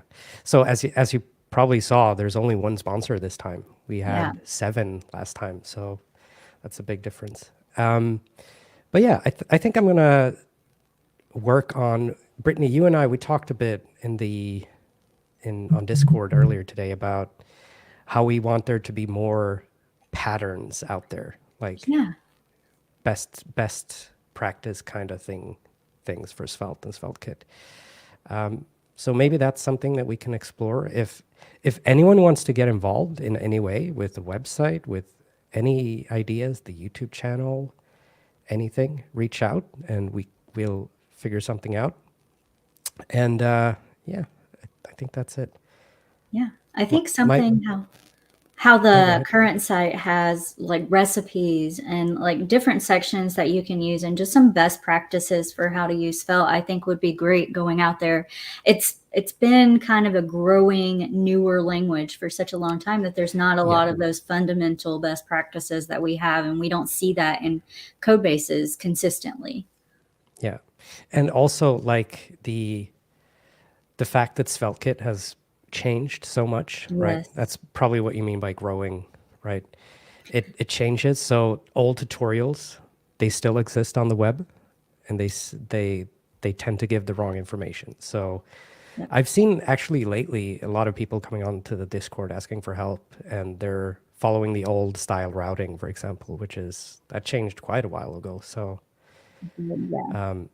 yeah, if you want to write articles for the Svelte Society website, reach out to me as well. You'll get, of course, like a small author box at the bottom where you can link to your blog or whatever. So if that's something that you're interested in, reach out. I think that's it. Oh, Grisha uploaded the virtual ticket thing, and he sent it to me. So I'm going to post this in the chat here. Oh, it looks so cool. Oh, awesome. Yeah. And with that, I think, I think that's it. Thank you, everyone, for watching, and we'll see you in the fall. Yes, thank you, everybody, for coming. It was a fun time. Bye. See you next time. And now the